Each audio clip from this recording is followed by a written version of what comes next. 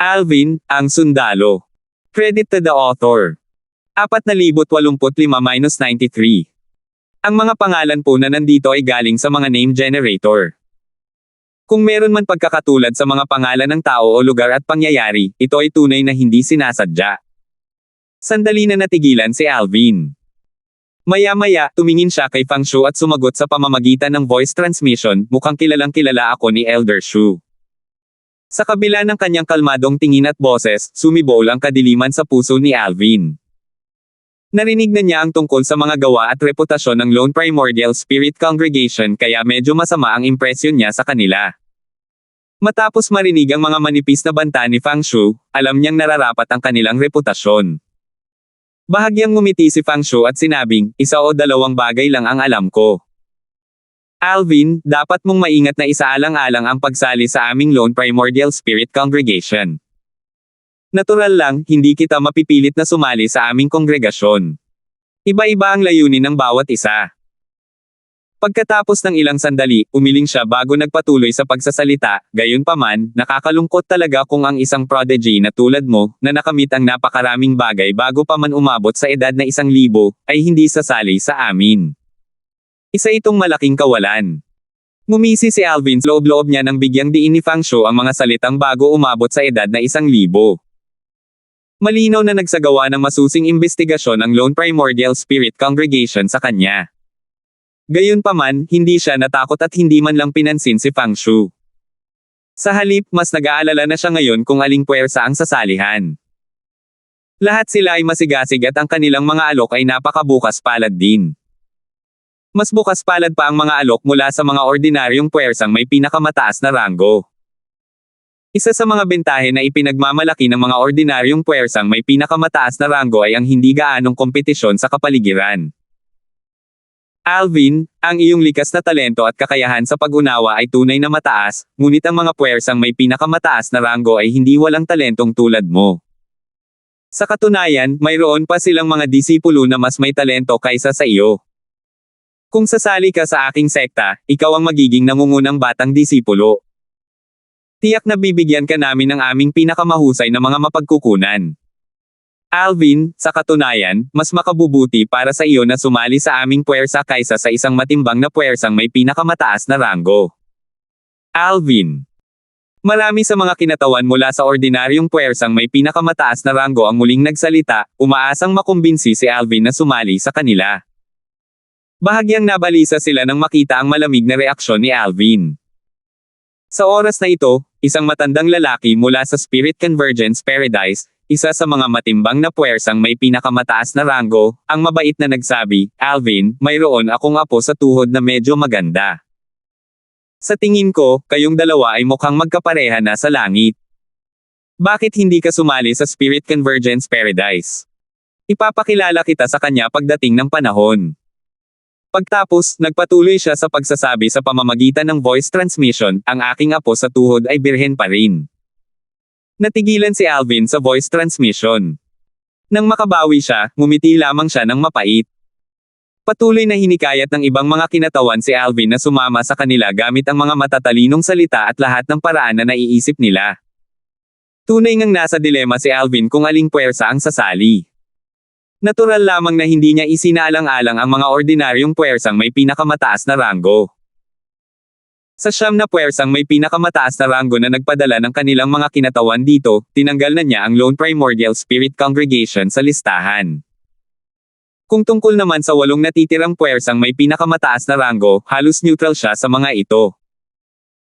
Matapos isaalang-alang ang impormasyong tinipon-nipong para sa kanya, natuklasan niya na mas gusto niya ang Scarlet Flame Palace, ang Spirit Convergence Paradise, at ang Nine Seas Valley. Ang unang 2 puwersa ay may natatanging mga batang prodigy na maihahambing sa kanya, at isinaalang-alang niya ang unang 2 puwersa dahil sa kani-kanilang mga lihim na kaharian na makikinabang sa kanyang cultivation. Ang bawat puwersang may pinakamataas na ranggo ay may kanya-kanyang lihim na kaharian. Ang mga lihim na kaharian ay nilikha ng kani-kanilang mga Formation Master upang tipunin ang enerhiya ng espiritu ng langit at lupa mula sa kani-kanilang banal na mga ugat ng kristal. Hindi na kailangang sabihin, ang gayong lugar ay kapaki-pakinabang sa cultivation ng isang tao. Ang Scarlet Flame Palace at ang mga lihim na kaharian ng Spirit Convergence Paradise ay partikular na kapakipakinabang sa mga nakakaintindi ng batas ng kalawakan at batas ng oras. Kaya naman, nakuha nila ang atensyon ni Alvin. Kung tungkol naman sa Nine Seas Valley, dahil wala silang mga batang disipulo na maihahambing kay Alvin o mas malakas kaysa sa kanya, makakasiguro siyang ang pagtrato sa kanya mula sa kanila magiging pinakamahusay. Bukod pa riyan, ang Nine Seas Valley ay mapagbigay din at sinabing si Alvin ay tatanggapin bilang direktang disipulo ng Valley Master ng Nine Seas Valley. Bagamat ang Valley Master ay isang intermediate Supreme God lamang, pangalawa lamang siya sa mga advanced Supreme God sa lambak. Alin ang dapat kong piliin? Tanong ni Alvin sa loob-loob niya. Matapos ang maingat na pagsasaalang-alang, nadama ni Alvin na sa tatlong mabibigat na puwersang may pinakamataas na ranggo na kanyang pinili, mas naaakit siya sa Scarlet Flame Palace at sa Spirit Convergence Paradise. Gayunpaman, dahil magkapareho ang mga alok ng dalawang puwersang ito, nahihirapan na siyang pumili sa pagitan ng dalawa. Samantala, napansin ng ibang mga kinatawan ang palaipat-lipat na tingin ni Alvin sa pagitan ng mga kinatawan mula sa Scarlet Flame Palace at ng Spirit Convergence Paradise. Dahil dito, alam nilang pinili ni Alvin ang dalawang puwersang iyon. Bumantong hininga ang mga kinatawan mula sa ordinaryong puwersang may pinakamataas na ranggo at nilisan ang Pure Yang sect na may mapang uyam ng ngiti sa kanilang mga labi. Sa oras na ito, medyo nag-aalalang sinabi ni Fang Shu sa pamamagitan ng voice transmission, Alvin, ang Lone Primordial Spirit Congregation ay kapantay ng Scarlet Flame Palace at ng Spirit Convergence Paradise. May palihim ba silang ipinangako sa iyo? Sabihin mo sa akin para mapantayan ko ang kanilang alok kung kaya ng aming kongregasyon. Bukod kay Fang Shu, ang iba ay nagpadala rin ng voice transmission kay Alvin. Inakala nilang lahat na ang Scarlet Flame Palace at ang Spirit Convergence Paradise ay nag-alok kay Alvin ng mas magagandang kondisyon. Nang matuklasan ni Alvin ang hindi pagkakaunawaan ng ibang mga kinatawan, papaliwanag na sana niya ito sa kanila nang bigla siyang sumimangot. May naramdaman siyang kakaiba. Napaisip siya, sino iyon? Kasabay nito, sunod-sunod na malalakas na ingay ang umalangaw-ngaw sa hangin. Natural na naramdaman na ng mga kinatawan mula sa iba't ibang puwersang may pinakamataas na ranggo ang abnormalidad bago pa man ito maramdaman ni Alvin. Tumingin sila sa langit at nakita ang isang figure na nakalutang sa hangin. Sinundan ni Alvin ang direksyon ng kanilang mga tingin at nakita ang isang matangkad at matipunong figure na dahan-daang bumababa mula sa langit. Ang matangkad at matipunong figure ay pagmamayari ng isang binata na nakaputi. Gayunpaman, ang kanyang mga mata, na puno ng mga pagbabago sa buhay, ay salungat sa kanyang kabataang anyo. Sa oras na ito, sinabi ng kinatawan mula sa Scarlet Flame sect na may bahid ng hindi makapaniwala, si Yu Chen Yang yun. Samantala, ang mga batang disipulo mula sa mabibigat na puwersang Supreme Rank ay nagsimulang mag-usap sa isa't isa sa pamamagitan ng voice transmission. Yu Chen Yang. Bakit nandito si Yu Chen? Sa nakalipas na 100,000 taon, si Yu Chen ang pinakanatatanging miyembro ng Myriad Laws Academy. Noong si Yu Chen ay 20,000 taong gulang pa lamang, siya ay naging isang intermediate Supreme God. Maraming tao ang nag-iisip na magagawa niyang maging isang advanced Supreme God sa loob ng susunod na 10,000 taon. Alam ng mga batang disipulo mula sa mabibigat na puwersang may pinakamataas na ranggo ang tungkol kay Yu Chen. Tutal, si Yu Chen ang pinakabatang master ng Vice Academy sa kasaysayan ng Myriad Laws Academy. Nakarinig na silang lahat ng mga kwento tungkol sa kanya simula pa noong bata pa sila kahit hindi pa nila siya nakikilala. Ito rin ang dahilan kung bakit hindi nila siya nakilala noon kahit nakilala na nila siya. Bakit siya nandito? Nandito siguro siya para i-recruit si Alvin. Gayunpaman, kailan pa nagsimulang mag-recruit ang Myriad Laws Academy ng mga estudyante? Posible ba talaga iyon? Wala pang katulad ang Myriad Laws Academy na nagre-recruit ng mga estudyante. Si Yu Chen mismo ay patuloy na sumisira ng tradisyon at mga record sa akademya. Isa na naman itong halimbawa ng paggawa niya nito kung pipiliin niya si Alvin. Hindi na ako masyadong nagulat. Tama iyan. Hindi kailanman narinig ni Alvin ang tungkol kay Yu Chen noon hanggang sa pag-aralan niya ang impormasyong tinipon-nipong para sa kanya. Kaya naman, nang marinig niya ang iba na nagsasabing ang binata na nakaputi ay si Yu Chen, hindi naman siya lubos na walang alam tungkol sa Vice Academy Master ng Myriad Laws Academy.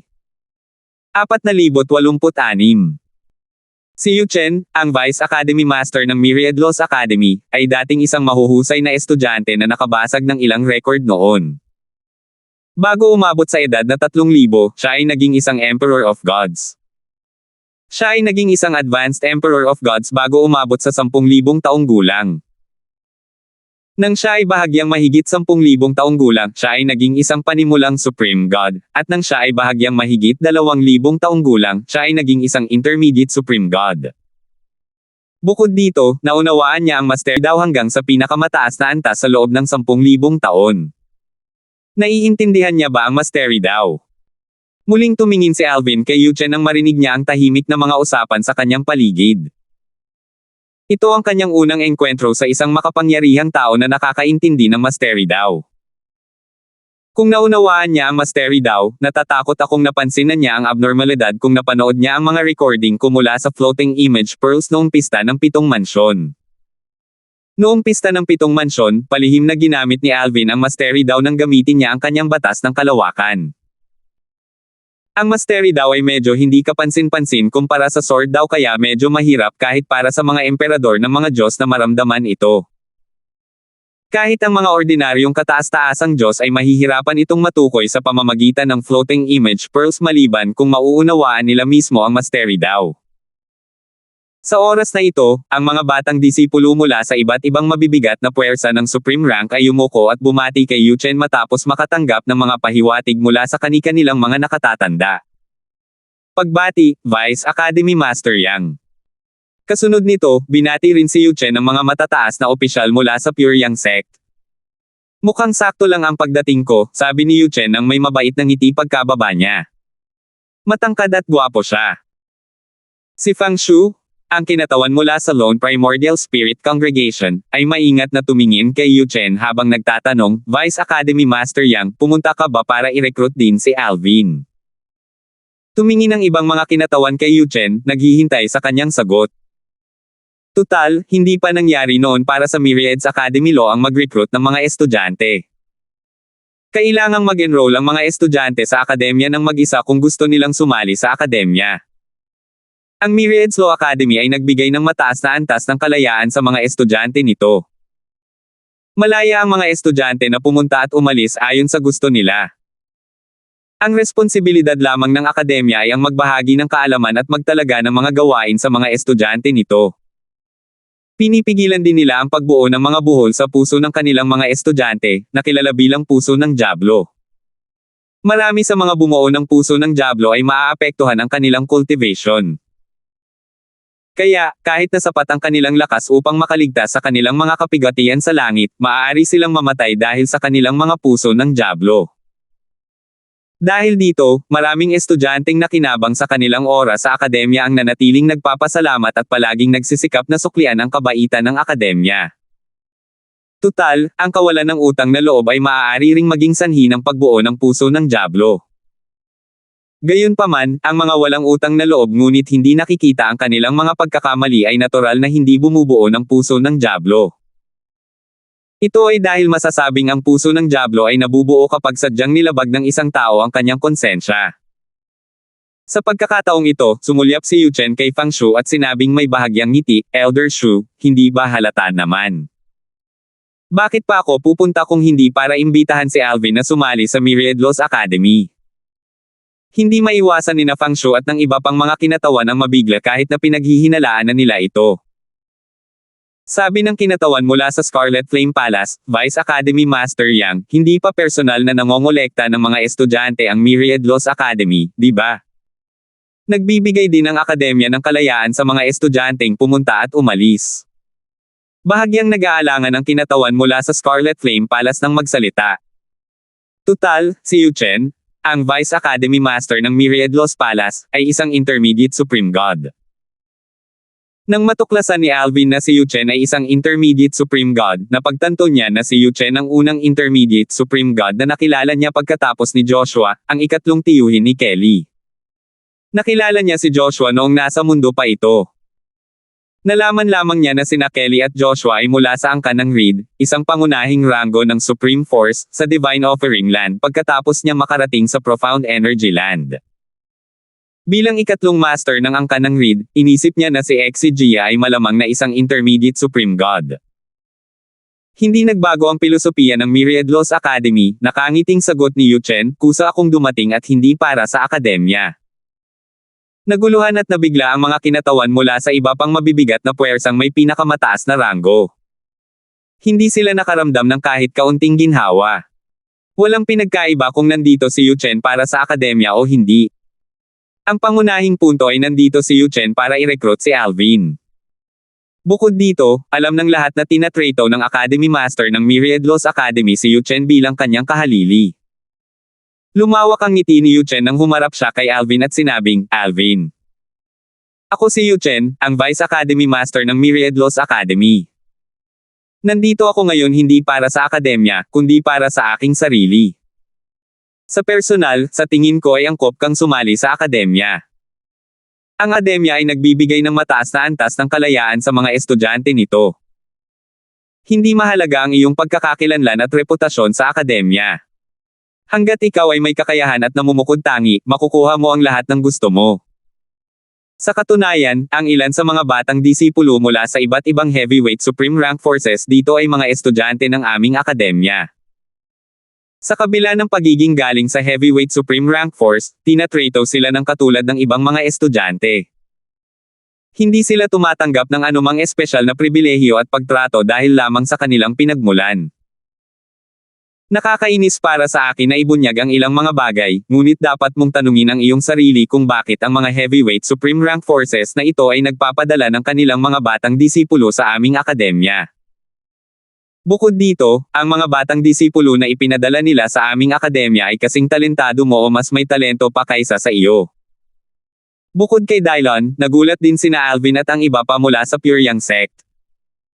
Walang sinabi si Dylon kay Alvin tungkol sa Myriad Laws Academy dahil hindi niya inaasahan na may darating mula sa akademya. Bukod dito, kung gusto ni Alvin na sumali sa Myriad Laws Academy, maaari pa rin niya itong gawin pagkatapos sumali sa isang heavyweight supreme rank force. Sa ilalim ng normal na mga pangyayari, ang mga supreme rank forces, hindi lamang ang heavyweight supreme rank forces, ay walang anumang pagtutol tungkol sa kanilang mga batang disipulo na nagpapatala sa Myriad Laws Academy. Hindi lamang nagulat si Dylon na may dumating mula sa Myriad Laws Academy, kundi mas nagulat pa siya na ang taong dumating ay si Yu Chen, ang pinakanamumukod tanging tao sa Myriad Laws Academy sa nakalipas na 100,000 taon. Bukod doon, nakarinig din si Dylon ng mga chismis na si Yu Chen ay nagmula sa isang makamundong kaharian tulad niya at ni Alvin. Kasabay nito, sinabi ni Fang Shu, ang kinatawan mula sa Lone Primordial Spirit Congregation, kay Alvin sa pamamagitan ng voice transmission. "Alvin, maaari ka ring sumali sa Myriad Laws Academy pagkatapos mong sumali sa aming Lone Primordial Spirit Congregation. Hindi ka namin pipigilan na sumali sa akademya kung iyon ang iyong nais. Ang alok ko sa iyo kanina ay nananatili pa rin." Hindi nagatubiling sabihin ni Fang Shu na matatanggap pa rin ni Alvin ang parehong mga benepisyong ipinangako niya kanina kahit na sumali si Alvin sa Myriad Laws Academy pagkatapos sumali sa Lone Primordial Spirit Congregation. Nagpadala rin ang ibang mga kinatawan ng katulad ng mga voice transmission kay Alvin. Nagatubili si Alvin. Tiningnan niya si Yu Chen, ang intermediate supreme god, na hindi nag-aalok sa kanya ng anumang benepisyo. Ang tanging sinabi lang ni Yu Chen ay ang pagtrato at mga pribilehiyong matatanggap niya ay ibabatay sa kanyang mga kakayahan. Bagamat sa tingin niya ay isang maaasahang tao si Yu Chen, paano siya susang-ayon kay Yu Chen?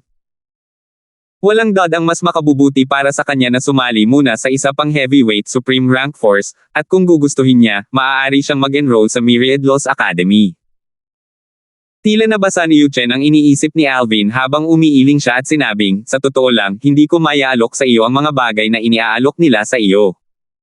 Kusa akong pumunta rito, at napakahirap ko. 4,087. Napakahirap ko." Hindi lamang natigilan si Alvin sa mga sinabi ni Yu Chen, kundi pati na rin ang iba. Pagkaraan ng ilang sandali, naalala ng mga kinatawan mula sa mabibigat na puwersang may pinakamataas na ranggo na si Yu Chen ay dumating ng kusa, hindi para sa Myriad Laws Academy. Hindi nakakagulat na wala siyang maialok kay Alvin kumpara sa kanila na mayroong suporta at mapagkukunan ng kani-kanilang puwersa. Ang mapagkukunang taglay ni Yuchen na dumating ng mag-isa ay natural na hindi maihahambing sa mga mapagkukunan ng isang buong puwersa. Nang bumalik sa kanyang katinoan si Alvin, tumingin siya kay Yuchen at prangkang sinabi, Vice Academy Master Yang, dahil pumunta ka rito, siguradong may kumpiyansa ka na makukumbansi mo akong sumali sa akademya, hindi ba? Walang maialok si Yuchen kay Alvin kumpara sa iba pang mabibigat na puwersang may pinakamataas na ranggo, ngunit sumama pa rin siya. Nangangahulugan ito na mayroon siyang isang uri ng impluwensya na nagparamdam sa kanya ng kumpiyansa na mahikayat niya si Alvin na sumali sa Myriad Laws Academy. Kung hindi, mawawala ng saysay ang kanyang pagbisita rito. Nang marinig ang tanong ni Alvin, ang ekspresyon ni Na Fangshu at ng iba pang mga kinatawan, na medyo nakaramdam ng ginhawa kanina, ay bahagyang nagbago. Tunay nga. Hindi sana darating si Yuchen kung wala siyang tiwala sa sarili o wala talagang maialok. Bukod pa rito, isa siyang tagapamagitan na kataas-taasang Diyos. Hindi lamang siya mas malakas kaysa sa kanila, kundi mas mataas din ang kanyang katayuan kaysa sa kanila. Tulad ng inaasahan sa pinakanamumukod tanging tao sa nakababatang henerasyon sa 7 mansyon, mapagpahalagang sabi ni Yuchen. Pagkatapos, tiningnan niya si Alvin ng may kahulugan at sinabing, malalaman mo rin sa lalong madaling panahon. Pagkatapos ay nagpatuloy si Yuchen sa pakikipag-usap kay Alvin sa pamamagitan ng voice transmission. Sa simula, hindi gaanong naantig si Alvin. Gayunpaman, sa kalagitnaan ng voice transmission, naging seryoso ang kanyang ekspresyon, at sa pagtatapos nito, nagniningning ang kanyang mga mata. Kasabay nito, maraming tao ang maingat na pinag-aaralan ang pagbabago ng ekspresyon ni Alvin. Hindi nagtagal at napagtanto nila na sina Alvin at Yuchen ay nag-uusap sa pamamagitan ng voice transmission. Hindi nila maiwasang magtaka kung ano ang iniaalok ni Yuchen kay Alvin. Ano ang dahilan kung bakit kailangan ng ganitong paglilihim? At ano pa ang maiaalok ni Yuchen na mas mainam kaysa sa maiaalok ng kani-kanilang puwersa? Bukod sa mga kinatawan mula sa iba't ibang heavyweight supreme rank forces, sina Dylan at ang iba pa mula sa Pure Yang sect ay mausisa at nalilito rin. Bukod dito, halata na interesado si Alvin sa anumang ipinangako sa kanya ni Yuchen. Maaaring hindi alam ng mga kinatawan mula sa heavyweight supreme rank forces, ngunit alam ng mga tao mula sa Pure Yang sect, na nagbigay kay Alvin ng lahat ng uri ng resources, na hindi madaling humanga si Alvin sa mga bagay na itinuturing ng karamihan na mahalaga. Bukod dito, hindi man lang nagpakita ng interes si Alvin nang makinig siya sa mga alok mula sa iba pang heavyweight supreme rank forces kanina. Dahil dito, mas lalo silang naging mausisa tungkol sa ipinangako sa kanya ni Yuchen na pumukaw sa kanyang interes. Ano man iyon, malinaw na mas mahalaga ito kay Alvin kumpara sa ipinangako sa kanya ng heavyweight supreme rank forces kanina. Sa wakas, isang kataas-taasang Diyos mula sa isang mabigat na puwersang may pinakamataas na ranggo ang nagtanong kay Yuchen ng may mapang uyam ng ngiti, Vice Academy Master Yang, ano ang ipinangako mo kay Alvin? Base sa kanyang ekspresyon, mas interesado siya sa iyong alok kaysa sa amin. Magiging tanga ang lahat kung hindi pa rin nila namamalayan na dumating si Yuchen ng handa. Tumingin si Yuchen bago sumagot, kung gusto kong malaman mo, magsasalita ba ako gamit ang voice transmission? Dahil sa tanong na ito, pinigilan ni Yuchen ang kausap na magtanong muli. Sa katunayan, kung gusto ni Yuchen na malaman ito ng iba, hindi sana siya nakipag-usap gamit ang voice transmission. Lumingon si Yuchen kay Alvin at nakangiting nagtanong, anong sabi mo? Sa wakas ay kumalma na si Alvin. Hindi na nagniningning ang kanyang mga mata sa pananabik nang sumagot siya ng nakangiti, handa akong sumali sa Myriad Laws Academy. Pagkarinig ni Alvin ng boses, nakatanggap siya ng mga voice transmission mula kina Pong, Stewart, at Dylan. Maging si Peggy, na karaniwang nagpipigil ng sarili, ay hindi napigilan ang kanyang kuryosidad at nagpadala ng isang voice transmission sa kanya. Alvin, anong nangyayari? Ano ang ipinangako niya sa iyo? Walang itinago si Alvin sa 4 na tao. Matapat siyang sumagot, isang Supreme Powerhouse Relic. Pakiusap, ilihim ang bagay na ito. Natulala ang 4 na tao mula sa Pure Yang sect nang marinig nila ang mga salitang Supreme Powerhouse Relic. Gayunpaman, nanatili pa rin ang kanilang mga ekspresyon upang maiwasan ang paghihinala. Si Dylon, na unang bumalik sa kanyang katinoan, ay nagsabi sa pamamagitan ng voice transmission, "Alvin, huwag kang magpabulag sa Supreme Powerhouse Relic. Hindi lahat ng Supreme Powerhouse Relic ay hindi sinasadyang engkwentro. Kahit na makapasok ka rito, hindi ibig sabihin na may makukuha ka rito. Kailangan mong itanong ang mga detalye. Huwag kang magpalinlang. Elder Ye, huwag kang mag-alala. Naiintindihan ko," sagot ni Alvin. Nang marinig ang sagot ni Alvin, mas lalong naging mausisa si Dylon, at napaisip kung anong klaseng Supreme Powerhouse Relic ang ipinangako ni Yuchen kay Alvin. Gayunpaman, hindi na siya nagtanong pa dahil sensitibo ang mga ganitong paksa. Kung magpapatuloy siya sa pagtatanong, mahihirapan lang si Alvin o mahihirapan si Alvin. Katulad ni Dylon, mabait ding pinaalalahanan nina Peggy at Stuart si Alvin na mag-ingat. Para bang nagkasundo na ang tatlo. Hindi na kailangang sabihin, ipinaalala rin ni Pong kay Alvin. Samantala, ang ekspresyon ng mga kinatawan mula sa mabibigat na puwersang may pinakamataas na ranggo ay naging malungkot nang ipahayag ni Alvin ang kanyang kahandaang sumali sa Myriad Laws Academy. Hindi nila inaasahan na mapipigilan sila ng ganito. Si Fang Shu ang unang nakabawi sa mga kataas-taasang Diyos na naroon. Nagpadala siya ng voice transmission kay Alvin, at malinaw na mas malamig ang kanyang tono. "Alvin, ano ang ipinangako sa iyo ni Vice Academy Master Yang?" Sa kabaligtaran, ang ibang mga kinatawan, na nagpadala rin ng voice transmissions at nagtanong ng parehong tanong, ay napakagalang. Bagamat hindi sinabi ni Alvin ang totoo, magalang at humihingi rin siya ng paumanhin ng tumugon sa ibang mga kinatawan. Kung tungkol naman kay Fang Shu mula sa Lone Primordial Spirit Congregation, hindi siya nag-abalang sumagot. Lalong sumama ang ekspresyon ni Fang Shu. "Paano ako nalalampasan ng isang pansamantalang Panginoon ng mga Diyos? Sus Mariosep. Sa tingin mo ba ay kaya mong kumilos ng mayabang sa isang simpleng kataas-taasang Diyos dahil lang sa kakampi mo si Yuchen?" Sa kabila ng mga iniisip niya, pagkaraan ng ilang sandali, tumingin si Fang Shu kay Yuchen at sinabing, "Binabati kita, Vice Academy Master Yang." Pagkatapos, walang ibang sinabi, tumalikod si Fang Shu para umalis. Bago siya umalis, tiningnan niya si Alvin nang may walang kapantay na malamig na tingin. Malamig na kumislap ang mga mata ni Alvin habang nakatingin sa likod ni Fang Shu. Balak ba niya akong patayin? Samantala, ang iba pang mga kinatawan mula sa mabibigat na puwersang may pinakamataas na ranggo ay nakaramdam ng sayang na hindi nila narekrut si Alvin. Dahil nakapili na si Alvin, hindi na sila nagsalita pa. Binati na lamang nila si Yuchen bago sila umalis ng paisa-isa.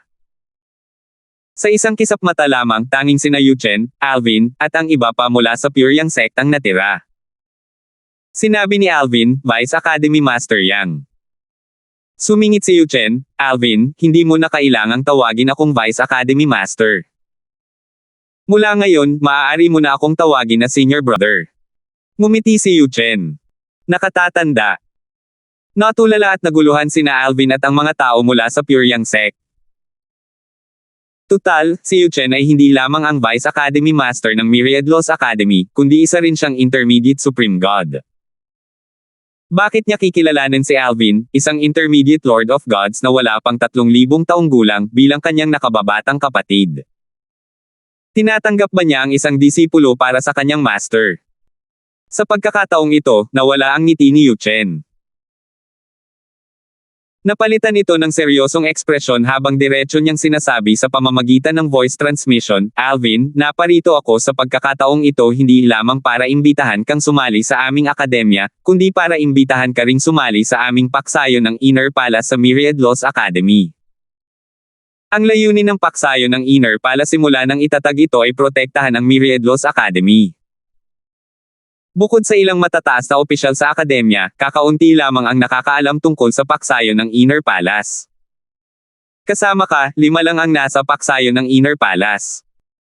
"Vice Academy Master Yang, hindi mo naman nabanggit yan kanina," sagot ni Alvin na bahagyang nakasimangot. Hindi niya maiwasang makaramdam ng pagkalinlang. Halata na sinadya ni Yuchen na magpigil hanggang ngayon. Kanina, sinabi ni Yuchen kay Alvin na bibigyan siya ng pagkakataong pumasok sa isang Supreme Powerhouse Relic na garantisadong makikinabang siya basta't sasali siya sa Myriad Laws Academy. Gayunpaman, pagkatapos umalis ng mga kinatawan mula sa iba pang puwersang heavyweight, biglang idinagdag ni Yuchen na pumunta rin siya para imbitahan siyang sumali sa paksayo ng Inner Palace ng Myriad Laws Academy. Batay sa mga salita ni Yuchen, ang pangkat ng Inner Palace ang tagapag-alaga ng Myriad Laws Academy. Taliwas ito sa mataas na antas ng kalayaan na binanggit ni Yuchen. Tutal, ang pagsali sa paksayo ng Inner Palace ay malinaw na maglilimite sa kanyang kalayaan. Sa pagkakataong ito, ngumiti si Yuchen at sumagot kay Alvin, ang Supreme Powerhouse Relic na sinabi ko sa iyo kanina ay maaari lamang pasukin ng mga tao mula sa paksayo ng Inner Palace. 488. Tanging mga miyembro lamang ng paksayo ng Inner Palace ang maaaring makapasok sa Supreme Powerhouse Relic. Sandali na natigilan si Alvin nang marinig ang mga salita ni Yuchen. Nang makabawi siya sa kanyang katinoan, umiling siya at sinabing, kung gayon, hindi ako sasali sa Myriad Laws Academy. Isasaalang-alang ko ang pagsali sa Scarlet Flame Palace o sa Spirit Convergence Paradise. Vice Academy Master Yang, umalis ka na po. Naisip ni Alvin na katawa-tawa ito. Malinaw na tinatrato siya ni Yuchen na parang tanga. Sa simula, hindi binanggit ni Yuchen ang paksayo ng Inner Palace at binanggit lamang ito pagkatapos niyang pumayag na sumali sa Myriad Laws Academy. Halatang sinusubukan siyang lokohin ni Yuchen. Paano naging walang hiya ang isang Intermediate Supreme God? Matapos makilala si Yuchen, pakiramdam niya ay nagbago ang kanyang impresyon sa mga Supreme God. Nangako sa kanya si Yuchen ng mga benepisyo na hindi niya matatanggihan sa simula, at kalaunan, sinabi ni Yuchen na kailangan niyang magbayad ng isang halaga, kasama na ang kanyang kalayaan, para makuha ang mga benepisyo. Kasabay nito, pagkatapos makinig sa mga salita ni Alvin, si Dylon at ang iba pa mula sa Pure Yang sect ay pinagpawisan ng malamig. Masyado siyang mayabang sa pagsasalita sa isang Intermediate Supreme God. Hindi ba siya natatakot na sampelan hanggang mamatay o durugin gamit lang ang isang daliri? Kung tungkol naman kay Yuchen, hindi nagbago ang ekspresyon ng mukha niya matapos niyang pakinggan ang mga sinabi ni Alvin. Ngumiti lamang siya at mahinahong nagtanong, ano? Nag-aalala ka ba na lilimitahan ng Myriad Laws Academy ang kalayaan mo? O baka itali ka ng akademya dito? Hindi sumagot si Alvin at tumango lamang bilang tugon. Bagamat mataas ang kinatatayuan ng Myriad Laws Academy sa Profound Energy Land at halos maihahambing sa mga pangunahing puwersang may pinakamataas na ranggo, walang hangarin si Alvin na manatili sa Myriad Laws Academy at protektahan ito. Marami pa siyang dapat gawin. Bukod dito, pagkatapos niyang makumplito ang kanyang mga gawain at muling makasama ang kanyang pamilya, malabong magpatuloy pa siya sa Myriad Laws Academy. Marahang umiling si Yuchen at sinabing, hindi naman ganoon. Hindi ko nabanggit ito kanina dahil wala namang mawawala kapag binanggit ko ito. Parang iniisip mo na mapapasailalim ka sa paksayo ng Inner Palace pagkatapos mong sumali rito, di ba? Tumingin si Yuchen kay Alvin pagkatapos niyang magsalita. Nang makita ang bahagyang pagkunot ng noo sa mukha ni Alvin, ngumiti siya at nagpatuloy sa pagsasabing, hindi mo kailangang mag-alala tungkol dyan. Nilinaw ko sana sa iyo noon pa kung alam kong hindi mo ako maiintindihan. Pinoprotektahan ng paksayo ng Inner Palace ang akademya, ngunit hindi nito pipigilan ang iyong kalayaan. Halimbawa, sa 4 na kasalukuyang miyembro ng paksayon, kasama na ako, 2 sa kanila ay wala sa Myriad Laws Academy. Sa katunayan, hindi nga sila ang Profound Energy Land. Kapag nasa akademya ka, natural na magkakaroon ka ng aktibong papel sa pagprotekta dito. Kung ang akademya ay dumanas ng isang sakuna at pinili mong huwag tumulong kahit na nasa akademya ka, hindi ka parurusahan para dito. Mapapatalsik ka lang sa paksayon. Hindi nito maaapektuhan ang iyong oras sa akademya. Maaari kang magpatuloy bilang isang estudyante sa akademya. Gayon din, kung gusto mong umalis sa akademya, pansamantala man o pangmatagalan, hindi ka pipilitin ng paksayon na manatili sa akademya. Bukod dito, kung hindi ka babalik sa akademya ng higit sa loob ng 10,000 taon, automatiko kang matatanggal sa paksayon. Bukod pa riyan, bilang miyembro ng paksayon, maaari kang magtamasa ng iba't ibang pribilehiyo. Sa katunayan, tungkol sa ipinangako ko sa iyo kanina, sa ilalim ng normal na mga pangyayari, tanging ang mga nakapag-ambag lamang sa isang tiyak na lawak ang bibigyan ng pagkakataon. Gumawa ako ng exception para sa iyo sa pagkakataong ito dahil sa palagay ko ay magiging isang mahalagang karagdagan ka sa paksayon. Medyo nagulat si Alvin sa mga sinabi ni Yuchen. Alam niyang pagkatapos sumali sa Myriad Laws Academy bilang isang ordinaryong estudyante, hindi siya magiging mapilitan. Hanggat na pananatili niya ang isang mataas na ranggo, walang dapat ipag-alala. Kahit na hindi niya mapanatili ang isang mataas na ranggo, matrikula lamang ang kailangan niyang bayaran. Gayunpaman, nagulat siya nang malaman na kahit na mas maraming pribilehiyo ang maging miyembro ng paksayon ng Inner Palace, malaya rin ito sa mga obligasyon. Hindi nagmamadali si Alvin na sumagot kay Yuchen. Sa halip, hiningi niya ang opinyon ni Dylan sa pamamagitan ng voice transmission. Sumagot si Dylan, hindi ko pa naririnig ang tungkol sa paksayon ng Inner Palace sa Myriad Laws Academy. Gayunpaman, sa palagay ko ay hindi siya nagsisinungaling. Sa anumang kaso, dapat mo pa ring maingat na isaalang-alang ang pagsali sa paksayon. Kahit na walang obligasyon pagkatapos sumali sa paksayon, maaaring may iba pang mga kahihinatnan. Halimbawa, kung ang akademya ay nasa problema at nagbubulag-bulagan ka rito, maaari itong magbunga ng puso ng dyablo. Sa oras na iyon, mahihirapan kang makaligtas sa iyong heavenly tribulation. Sigurado akong maingat na pinipili ng paksayon ang mga miyembro nito. Dahil dito, malamang na hindi ang mga miyembro ang tipo na walang gagawin kung ang akademya ay makatagpo ng problema. Natuklasan ni Alvin na si Dylan, bilang isang tagalabas, ay mas malinaw na nakikita ang buong larawan kaysa sa kanya. Lubos niyang nakalimutan ang tungkol sa puso ng dyablo. Patuloy na sinabi ni Dylan, hindi ko alam kung anong klaseng Supreme Powerhouse Relic ang ipinangako niya sa iyo, pero para maging interesado ka ng ganito, siguradong magiging kapaki-pakinabang ito sa iyo.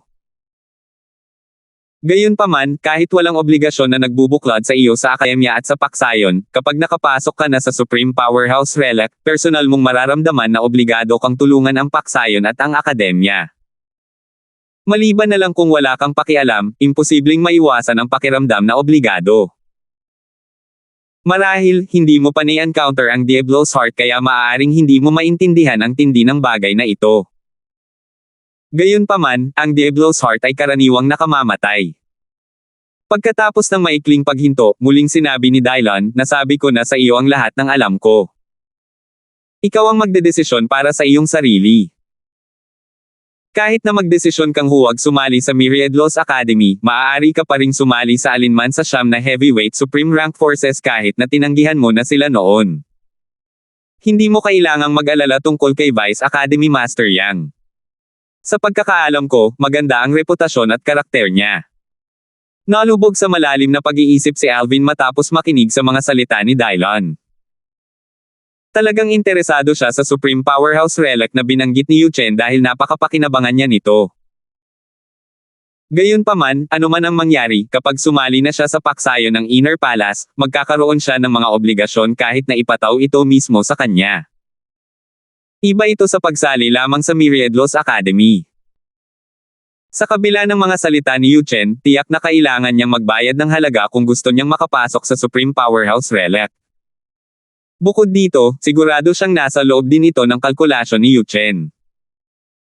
Tunay ngang malayo ang pananaw ng mga kataas-taasang Diyos, bumantong hininga si Alvin. Maya-maya, tumingin siya kay Yuchen at sinabing, Vice Academy Master Yang, handa akong sumali sa Myriad Laws Academy.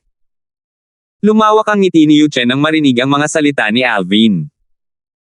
Nasabi ko na dapat mo akong tawagin bilang senior brother.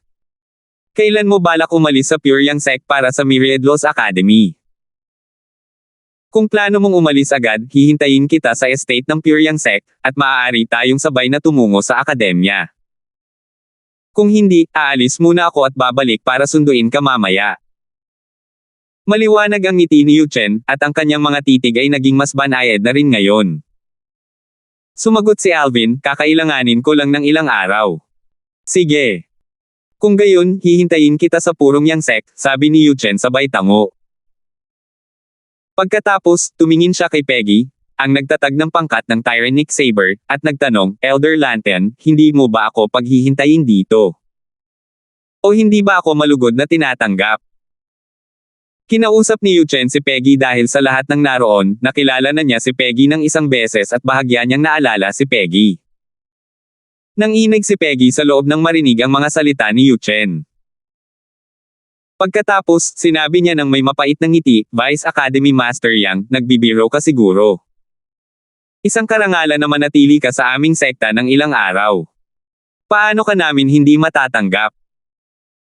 Kung hindi mo mamasamain, aayusin ko ang iyong pananatili sa Tyrannic Saber Island kung saan matatagpuan ang pangkat ng Tyrannic Saber. Mabuti, sabi ni Yuchen sabay tango.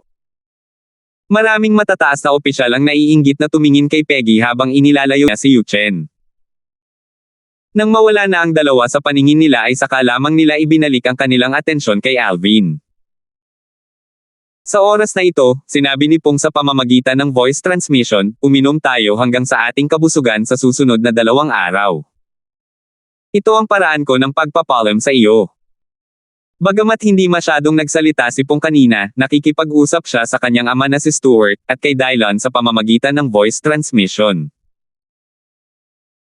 Alam niyang tinulungan ni Dylon si Alvin na suriin ang mga kalamangan at kahinaan ng pagsali sa paksayo ng Inner Palace ng Myriad Laws Academy kaya hindi na siya masyadong nagtanong. Sige, nakangiting sabi ni Alvin. Sa katunayan, ang pangunahing dahilan kung bakit niya planong manatili ng ilang araw bago umalis ay para makapag-palm siya ng maayos kina Pong, Dylon, at Stuart, na sa tingin niya ay malaki ang utang na loob niya. Tungkol naman sa iba, hindi niya sila masyadong kilala dahil wala siyang gaanong komunikasyon sa kanila. Ginugol ni Alvin ang sumunod na araw kasama si Pong. Kalahating araw naman si Stuart. Ibinahagi ni Stuart ang kanyang kaalaman tungkol sa mga matitinding puwersang may pinakamataas na ranggo kay Alvin at ikinwento kay Alvin ang kanyang personal na karanasan noong siya ay naglalakbay sa mundo. Nag-aalala siya na matatalo si Alvin kaya hindi siya nag-atubiling sabihin kay Alvin ang lahat ng kanyang nalalaman at naranasan. Kinabukasan pagkatapos noon, nagpaalam si Alvin kay Pong at pumunta sa Hidden Sword Island para makasama si Dylon. Nag-usap ang dalawa tungkol sa maraming paksa bukod sa sword daw. Sa katunayan, hindi mo na kailangang magpaalam sa amin. Maaari ka nalang bumuo ng doppelganger mula sa isang batas at iwanan ito rito, nakangiting sabi ni Dylon. Alam ni Dylon na naunawaan ni Alvin ang iba't ibang batas. Noong nakaraan, inimbestigahan ng Pure Yangsek si Alvin at natuklasan na pumasok ito sa iba't ibang silid ng batas habang siya ay nasa Flying Dragon Sect at sa angkan ng Lingho. Mayroon pa ring mga pagkakaiba sa pagitan ko at ng aking mga doppelganger. Sa tingin ko ay mas taos-puso para sa akin na magpaalam sa inyong lahat ng personal, sagot ni Alvin nang nakangiti. Kasabay nito, bumaantong hininga siya sa loob. Kakasali niya lang sa Pure Yangsek hindi pa katagalan, ngunit napakabilis niyang aalis. 4,089. Pagkalipas ng 3 araw, umalis si Alvin sa purong Yangsek kasama si Yuchen. Sina Pong, Dylon, at Peggy ay naglakad kasama ang dalawa papunta sa pasukan upang magpaalam sa kanila. Sina Pong at Dylon ay dumating upang magpaalam sa pag-alis ni Alvin habang si Peggy ay dumating upang magpaalam sa pag-alis ni Yuchen. Matapos makapasok sina Alvin at Yuchen sa lumilipad na barko at mawala sa paningin ang lumilipad na barko, sa wakas ay sinabi ni Pong ng may ngiti, Junior Uncle Ye, noong una, akala ko ay makakapapasok ka sa parehong puwersa ni Alvin pagkatapos mong maging isang Advanced Emperor of Gods. Kapag pareho kayong nakapagpatatag ng inyong sarili, pareho ninyo akong maaalagaan kapag sumama na ako sa inyong dalawa. Gayunpaman, tila wala ng pag-asa para sa ganoong bagay. Bumaantong hininga si Pong pagkatapos niyang magsalita. Ngumiti si Dylon at mahinahong nagtanong, bakit mo nasabi yan? Sa tingin mo ba ay hindi ako makakasali sa Myriad Laws Academy?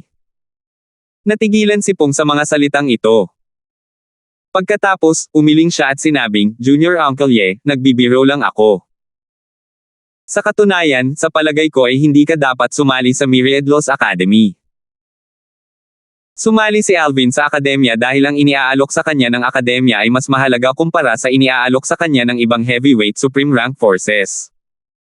Kaya naman, hindi ko siya pinigilan na sumali sa akademya. Gayunpaman, Junior Uncle Ye, wala kang dahilan para sumali sa akademya. Sa palagay ni Pong, kamangha-mangha at minsanan lang nangyari na personal na nirecruit ng Myriad Laws Academy si Alvin. Gayunpaman, nang maging isang Advanced Emperor of God si Dylon, malabong personal siyang i-recruit ng Myriad Laws Academy hindi tulad ng ibang heavyweight supreme rank forces. Marahil, iba kung si Dylon ay magiging isang Supreme God. Ngumiti ulit si Dylon at sinabing, sa tingin mo ba hindi ako kukunin ng akademya? Bakit hindi tayo tumaya? Umiling si Pong at sinabing, Junior Uncle Ye, maliban kung maging isang kataas-taasang Diyos ka habang nasa Pure Yang sect ka, sa palagay ko ay hindi ka kukunin ng akademya. Bukod doon, mananatili ka ba talaga sa Pure Yang sect hanggang sa maging isang kataas-taasang Diyos ka? Kahit na iyon ang gusto mo, tiyak na hindi ka papayagan ng aking ama at ng iba pa na manatili dahil makakasagabal lamang ito sa iyong pag-unlad. Pagkatapos mong maging isang Advanced Emperor of Gods, hindi ko alam ang tungkol sa iba pang mabibigat na puwersa ng Supreme Rank, ngunit sa siyam na nauna, marami ang tiyak na susubukang kuhanin ka. Patuloy na sinabi ni Pong, huwag mong sabihing tatanggihan mo sila at mananatili ka sa Pure Yang sect. Sabihin na lang natin na mananatili ka sa Pure Yang sect hanggang sa maging Supreme God ka, at dumating ang Myriad Laws Academy para i-recruit ka, sulit pa bang maghintay hanggang doon? Tunay nga, sulit ba ang paghihintay?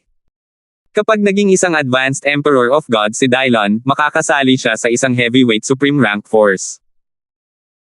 Gamit ang kanyang potensyal, mas angat pa siya ng mas mataas kung bibigyan siya ng mas maraming resources at mas maayos na plataporma.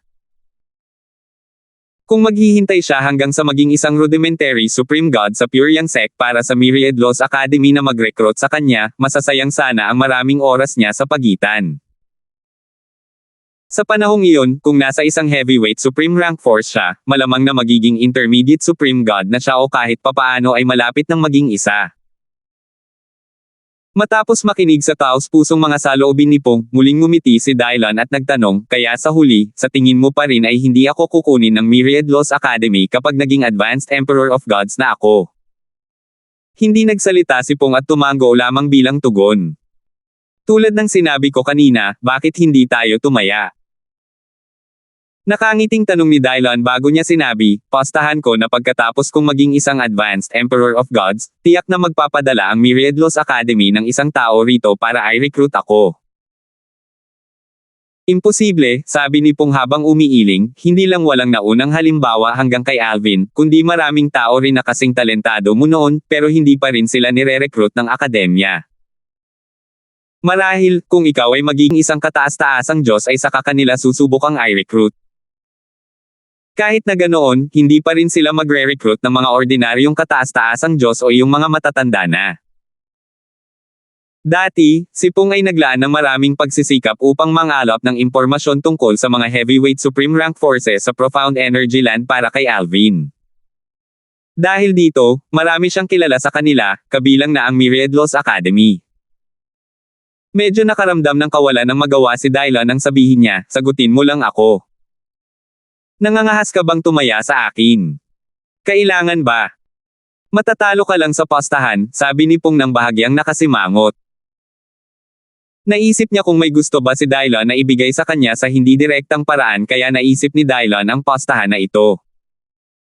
Ano man ito ay dapat na mahalaga kaya nag-alangan siyang tanggapin ito ng ganoon kadali.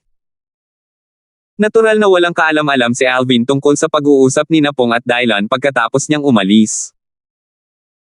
Sa sandaling ito, nakatayo siya sa lumilipad na barko kasama si Yu Chen, ang Vice Academy Master ng Myriad Laws Academy, habang ipinakikilala ni Yu Chen ang Myriad Laws Academy. Nabasa ni Alvin ang impormasyon tungkol sa Myriad Laws Academy na tinipon ni Pong para sa kanya. Gayunpaman, medyo mababaw lamang ang impormasyong iyon. Hindi na kailangang sabihin pa, mas marami siyang natutunan tungkol sa Myriad Laws Academy matapos makinig kay Yu Chen. Matapos magsalita tungkol sa Myriad Laws Academy, sinimulang ipakilala ni Yu Chen ang pangkat ng Inner Palace.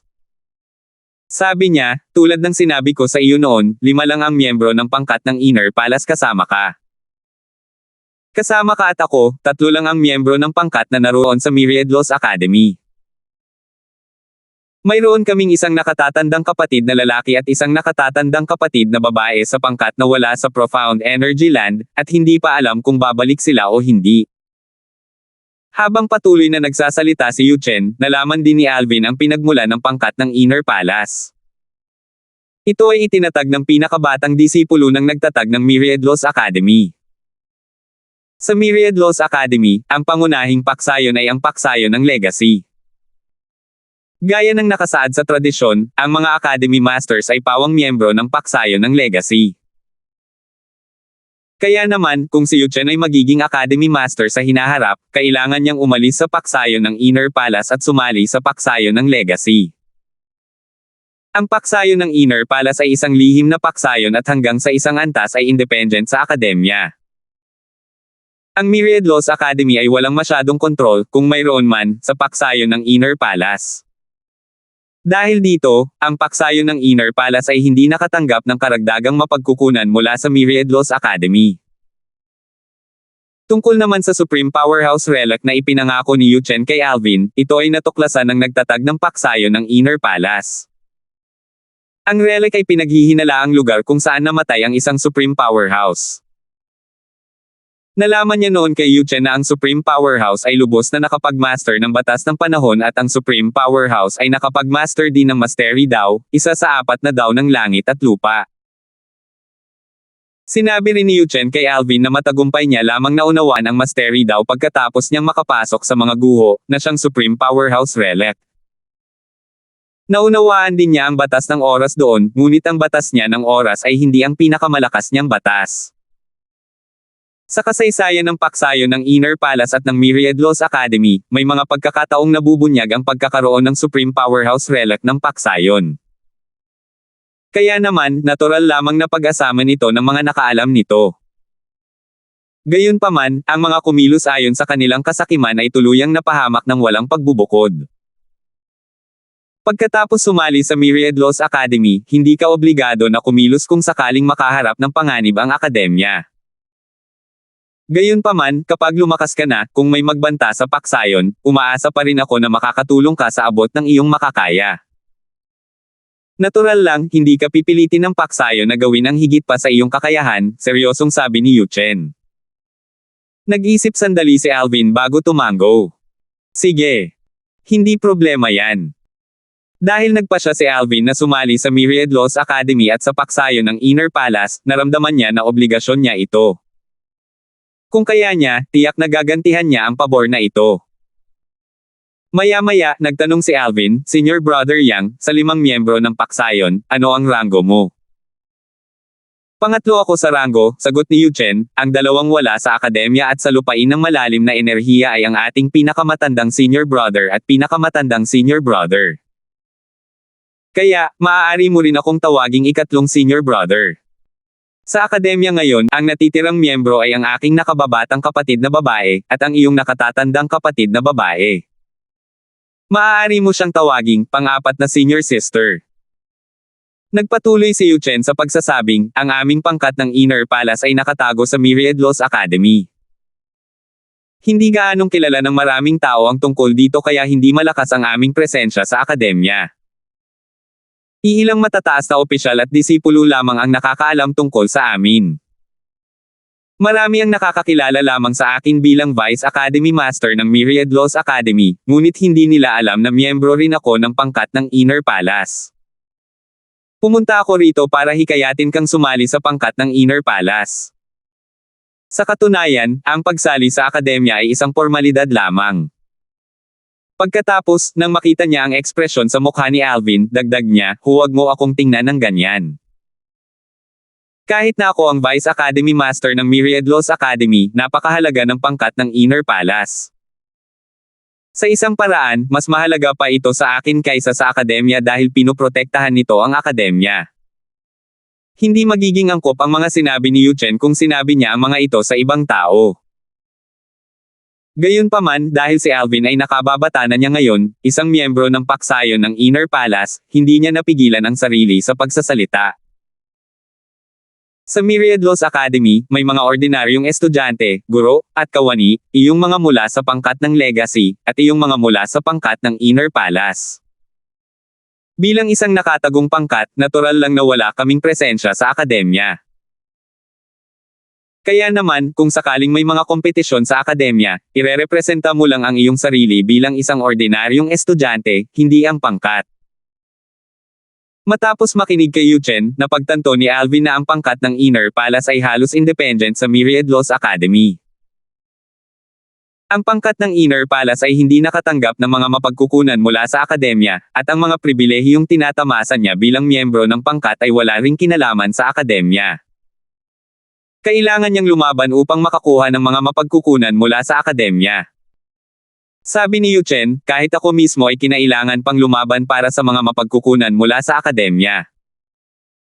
Ganito rin ang para sa lahat ng iba mo pang nakatatandang kapatid na lalaki at nakatatandang kapatid na babae sa paksayon. 4,900 po. Matapos makinig kay Yuchen, binago muli ni Alvin ang paraan ng pakikipag-usap niya kay Yuchen. Nagtanong siya, ikatlong senior brother, kakaunti ba ang miyembro ng paksayon simula pa noong una? Tumango si Yuchen. Oo. Mula sa simula hanggang ngayon, ang paksayon ay palaging kakaunti ang miyembro. Sa kasaysayan ng paksayon, 8 miyembro lamang ang nasa loob ng paksayon sa isang pagkakataon. Paano karaniwang kumukuha ng mga tao ang paksayon ng Inner Palace? Tanong ni Alvin na may pagtataka. Tila kapritsyo lang ni Yuchen ang kanyang pagkuha. Simpleng sagot ni Yuchen, mga prodigy lang ang kinukuha namin, at kailangan silang magmula sa mababang antas. Hindi tinatanggap ng aming paksayon ang mga katutubo ng Realms of Gods gaano man sila kagaling. Ito ay mas maituturing na tradisyon ng paksayon kaysa sa diskriminasyon. Ang nagtatag at mga unang henerasyong miyembro ng paksayon ay pawang mula sa mababang antas. Pagkatapos, huminto si Yuchen upang ngumiti kay Alvin bago niya muling sinabi, ang pangangalap ng mga miyembro ay responsibilidad ng pinuno ng paksayon. Pagkatapos umalis ng panganay na senior sister, iniwan sa akin ng pangalawang senior brother ang responsibilidad ng pagiging isang pinuno. Gayunpaman, palagi akong mapili sa aming mga miyembro. Kaya naman, hindi pa ako nang recruit ng kahit sino hanggang sa makita ko ang iyong mga recording noong pista ng 7 mansyon. Alam ko noon na ikaw ang taong hinahanap ko. Ikaw ay isang taong may mga kwalifikasyon para sumali sa aming paksayon sa Inner Palace. Labis na nagulat si Alvin nang malaman niyang ang mga miyembro ng paksayon ng Inner Palace ay kailangang magmula sa mas mababang antas ng kaharian. Hindi nakakapagtaka na ang bilang ng mga miyembro sa paksayon ay palaging napakababa. Dahil sa mahigpit na mga kinakailangan, magiging kakaiba kung ang paksayon ay maraming miyembro. Gamit ang impormasyong ito, masasabi rin ni Alvin na ang kanyang panganay na senior sister, pangalawang senior brother na si Yuchen. Ang kanyang pangatlong senior brother, at pang-apat na senior sister ay pambihira kahit na hindi pa niya sila nakikilala noon maliban kay Yuchen. Sa anumang kaso, kapag sumali ka sa Myriad Laws Academy, sasali ka bilang isang estudyante. Susundin mo ang mga patakaran ng akademya at iba pa. Tutal, tulad ng sinabi ko kanina, ang aming paksayon sa Inner Palace ay hindi umiiral para sa karamihan ng mga tao sa akademya. Bukod doon, hanggat hindi ka nagkakamali, tiyak na ipagtatanggol kita, sabi ni Yuchen habang kumikislap ang kanyang mga mata. Sige. Tumango si Alvin bago nagtanong, ikatlong senior brother, kailan ako makakapasok sa Supreme Powerhouse Relic? Ang tanging dahilan kung bakit pinili ni Alvin na sumali sa Myriad Laws Academy at sa paksayon ng Inner Palace ay dahil lamang sa Supreme Powerhouse Relic. Kung hindi, hindi siya sasali sa Myriad Laws Academy. Tutal, dahil sa lihim nitong pag-iral, walang pakinabang ang pagsali sa paksayon ng Inner Palace maliban sa Supreme Powerhouse Relic. Ngumiti si Yuchen at sinabing, huwag kang mag-alala. Pag-uusapan natin ito pagdating natin sa akademya.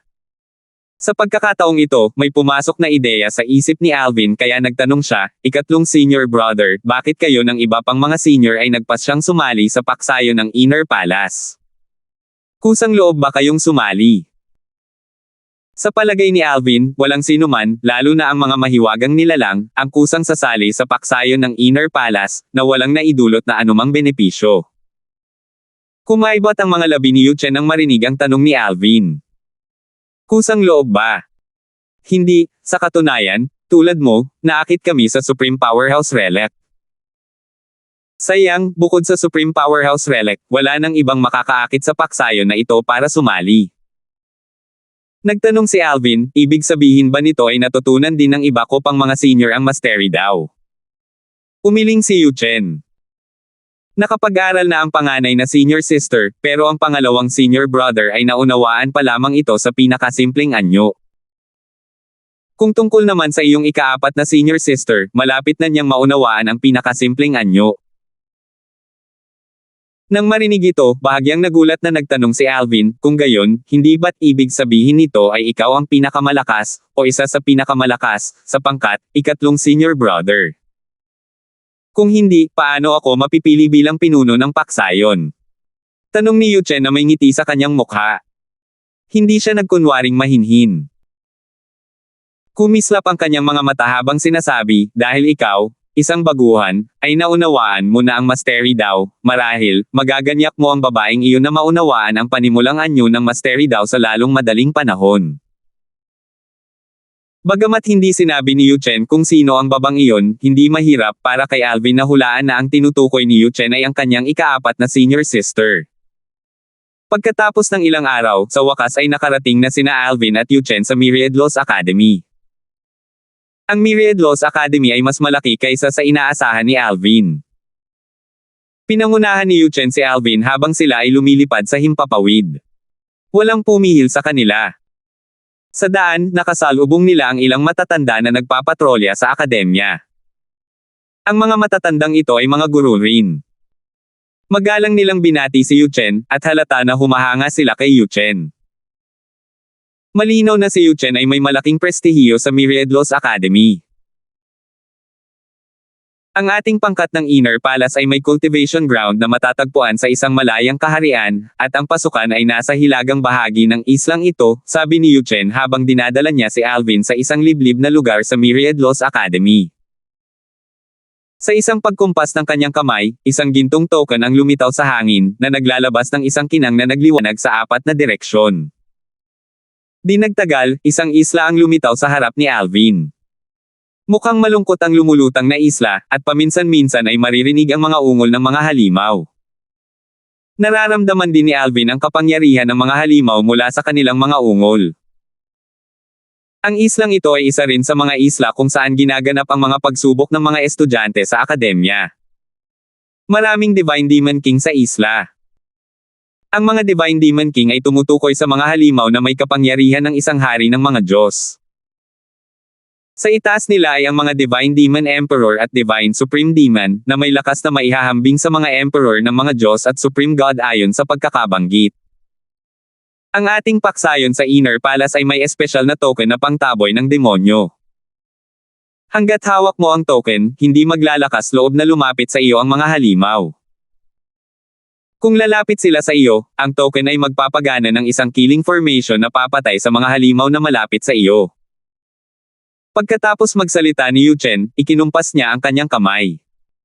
Isang madilim at mabigat na token ang lumitaw sa harap ni Alvin pagkatapos noon, at agad niya itong inabot.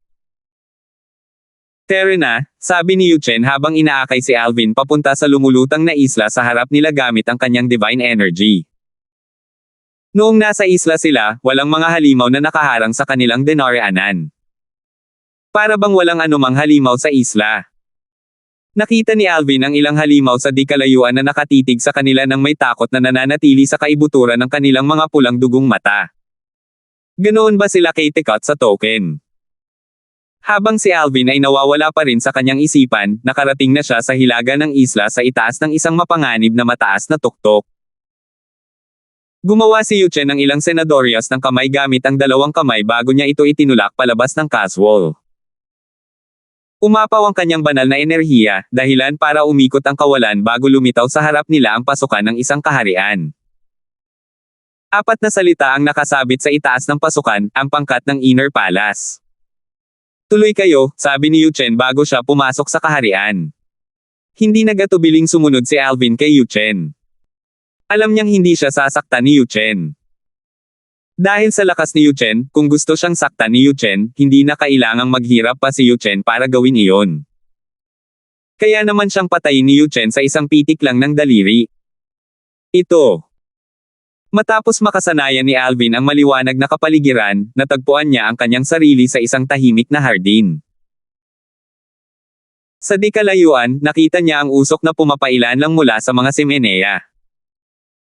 Lumilipad ang mga ibon sa himpapawid habang ang maliliit na hayop ay nagtakbuhan sa parang. Tahimik at payapa ito. Isang maliit na sapa ang umaagos sa parang. Inisip ni Alvin na ang lugar na ito ay parang isang paraiso. Habang nakatayo sa lugar na ito, nakaramdam siya ng kapayapaan na parang nalinis ang kanyang kaluluwa. Sa sandaling ito, sumigaw si Yuchen, at hinayla pabalik sa katinoan si Alvin, 4th junior sister, lumabas ka at salubungin ang ating panauhin.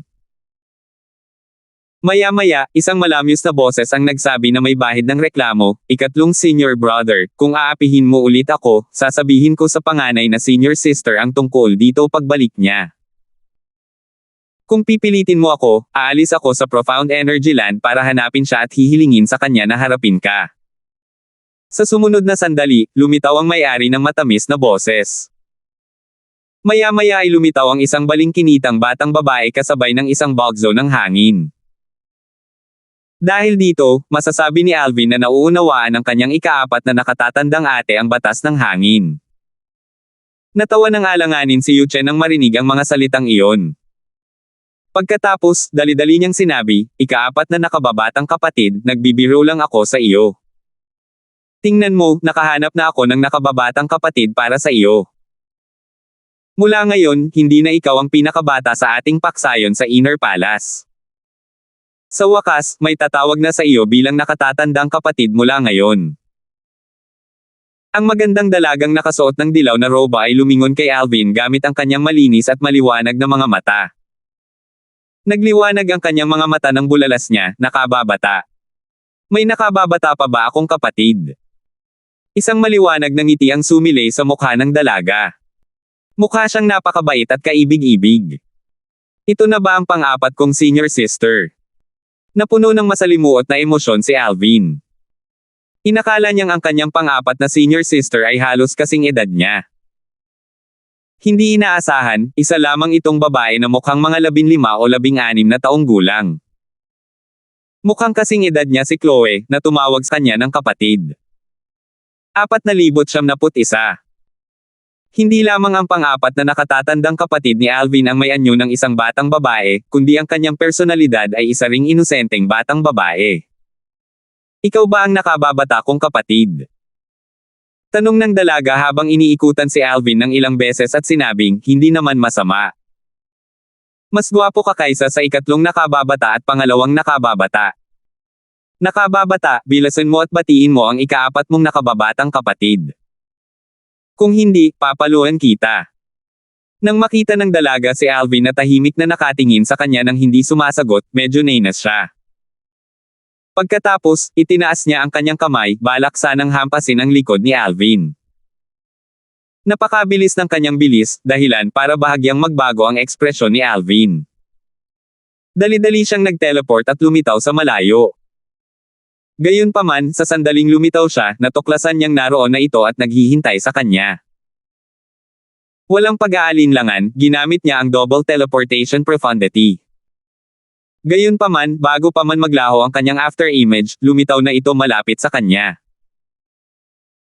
Dali-daling ginamit ni Alvin ang kanyang spatial storm para ipagtanggol ang kanyang likuran, ngunit madaling sinira ng dalaga ang spatial storm sa isang hampas lamang ng kanyang kamay. Sinira ng kanyang kamay ang depensa ni Alvin at tumama sa kanyang likuran.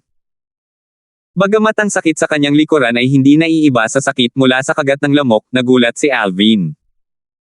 Malinaw na ang babae ay isang Emperor of Gods. Gayunpaman, pagkatapos pag-isipan ito, para sa kanya na mapabilang sa paksayo ng Inner Palace, hindi nakakagulat na siya ay isang Emperor of Gods. Marahil, ang pagkabigla ay higit sa lahat dahil sa hindi pagkakatugma sa pagitan ng kanyang cultivation base at ng kanyang batang anyo. Kuya, kung hindi mo ako tatawaging fourth senior sister, papaluan ulit kita, sabi ng dalaga na may bahid ng inis sa mukha. Hindi niya pinansin ang gulat at takot na ekspresyon sa mukha ni Alvin. Sa pagkakataong ito, walang pag-aalinlangan, dali-daling sumigaw si Alvin, senior sister. Pagbati, fourth senior sister. Talagang nag-aalala si Alvin na baka paluan niya ulit ito kung hindi siya susunod. Bagamat wala namang sakit, talagang hindi komportable ang paluan ng isang babaeng mukhang hindi hihigit sa 15 o 16 na taong gulang. Kasabay nito, sinabi niya kay Yuchen, na nasa sabik na nanunood ng palabas habang nakakross ang mga braso sa tagiliran, pangatlong senior brother, pang-apat na senior sister. Gustong itanong ni Alvin kung ganoon ba talaga ang kanyang ika-4 na senior sister o kung nagpapanggap lang siya. Sa kanyang palagay, tiyak na hindi siya kasing bata ng hitsura niya. Tutal, nagmula siya sa Profound Energy Land mula sa isang mas mababang kaharian. Malamang na nagkukunwaring bata lang siya. Sa mundo ng paglilinang, may ilang mga pamamaraan ng paglilinang na maaaring magdulot ng problema kung lilinangin ang mga ito sa murang edad. Makakasagabal ito sa paglaki ng isang tao, at ang pinakamahirap na bahagi ay maaari rin itong masagabal ang personalidad ng isang tao. Para bang nababasa ni Yuchen ang nasa isip ni Alvin, sinabi niya sa pamamagitan ng voice transmission, ang iyong pang-apat na nakatatandang ate ay isang ulila na inabandona sa kabundukan ng isang makamundong kaharian. Matapos ang isang aksidente noong siya ay mahigit 10 taong gulang, nagsimula lamang siyang matuto dahil namuhay siya kasama ng mga hayop. Ang aksidenteng iyon ang nagdala sa kanya sa mundo ng mga tao. Alam niyang tao siya, ngunit dahil namuhay siya kasama ng mga hayop, wala siyang sentido komun noong una. Kalaunan, marahil, dahil sa kanyang malahayop na kalikasan, isang makapangyarihang nilalang ang gustong pumatay sa kanya. Gayunpaman, pagkatapos siyang talunin, nalaman niya ang tungkol sa kanyang pinagmulan. Kaya, hindi niya siya pinatay at inampun pa siya bilang kanyang anak. Mula sa kanya, nakakuha siya ng isang makapangyarihang pamamaraan sa paglilinang. Kasunod nito, sa kanyang gabay, mabilis siyang umunlad. Sa huli, nalampasan pa niya ang kanyang umampon na ama. Naging maayos ang lahat hanggang sa kanyang 16 na kaarawan. Nang araw na iyon, hinintay niya itong umuwi, ngunit hindi ito umuwi. Kinabukasan lamang niya nalaman na patay na ito. Dahil sa kanyang pagkabigla at kalungkutan, nahulog siya sa landas ng dyablo. Siya. Naghiganti sa kanyang ama, pinatay ang mamamatay tao nito at nilipol din ang sektang kinabibilangan ng mamamatay tao. Dahil dito, naging tanyag siya sa makamundong kaharian. Pagkatapos umakyat sa isang Devata realm, hindi niya inapon ang kanyang marahas na personalidad at gumawa ng mga kaaway saan man siya magpunta.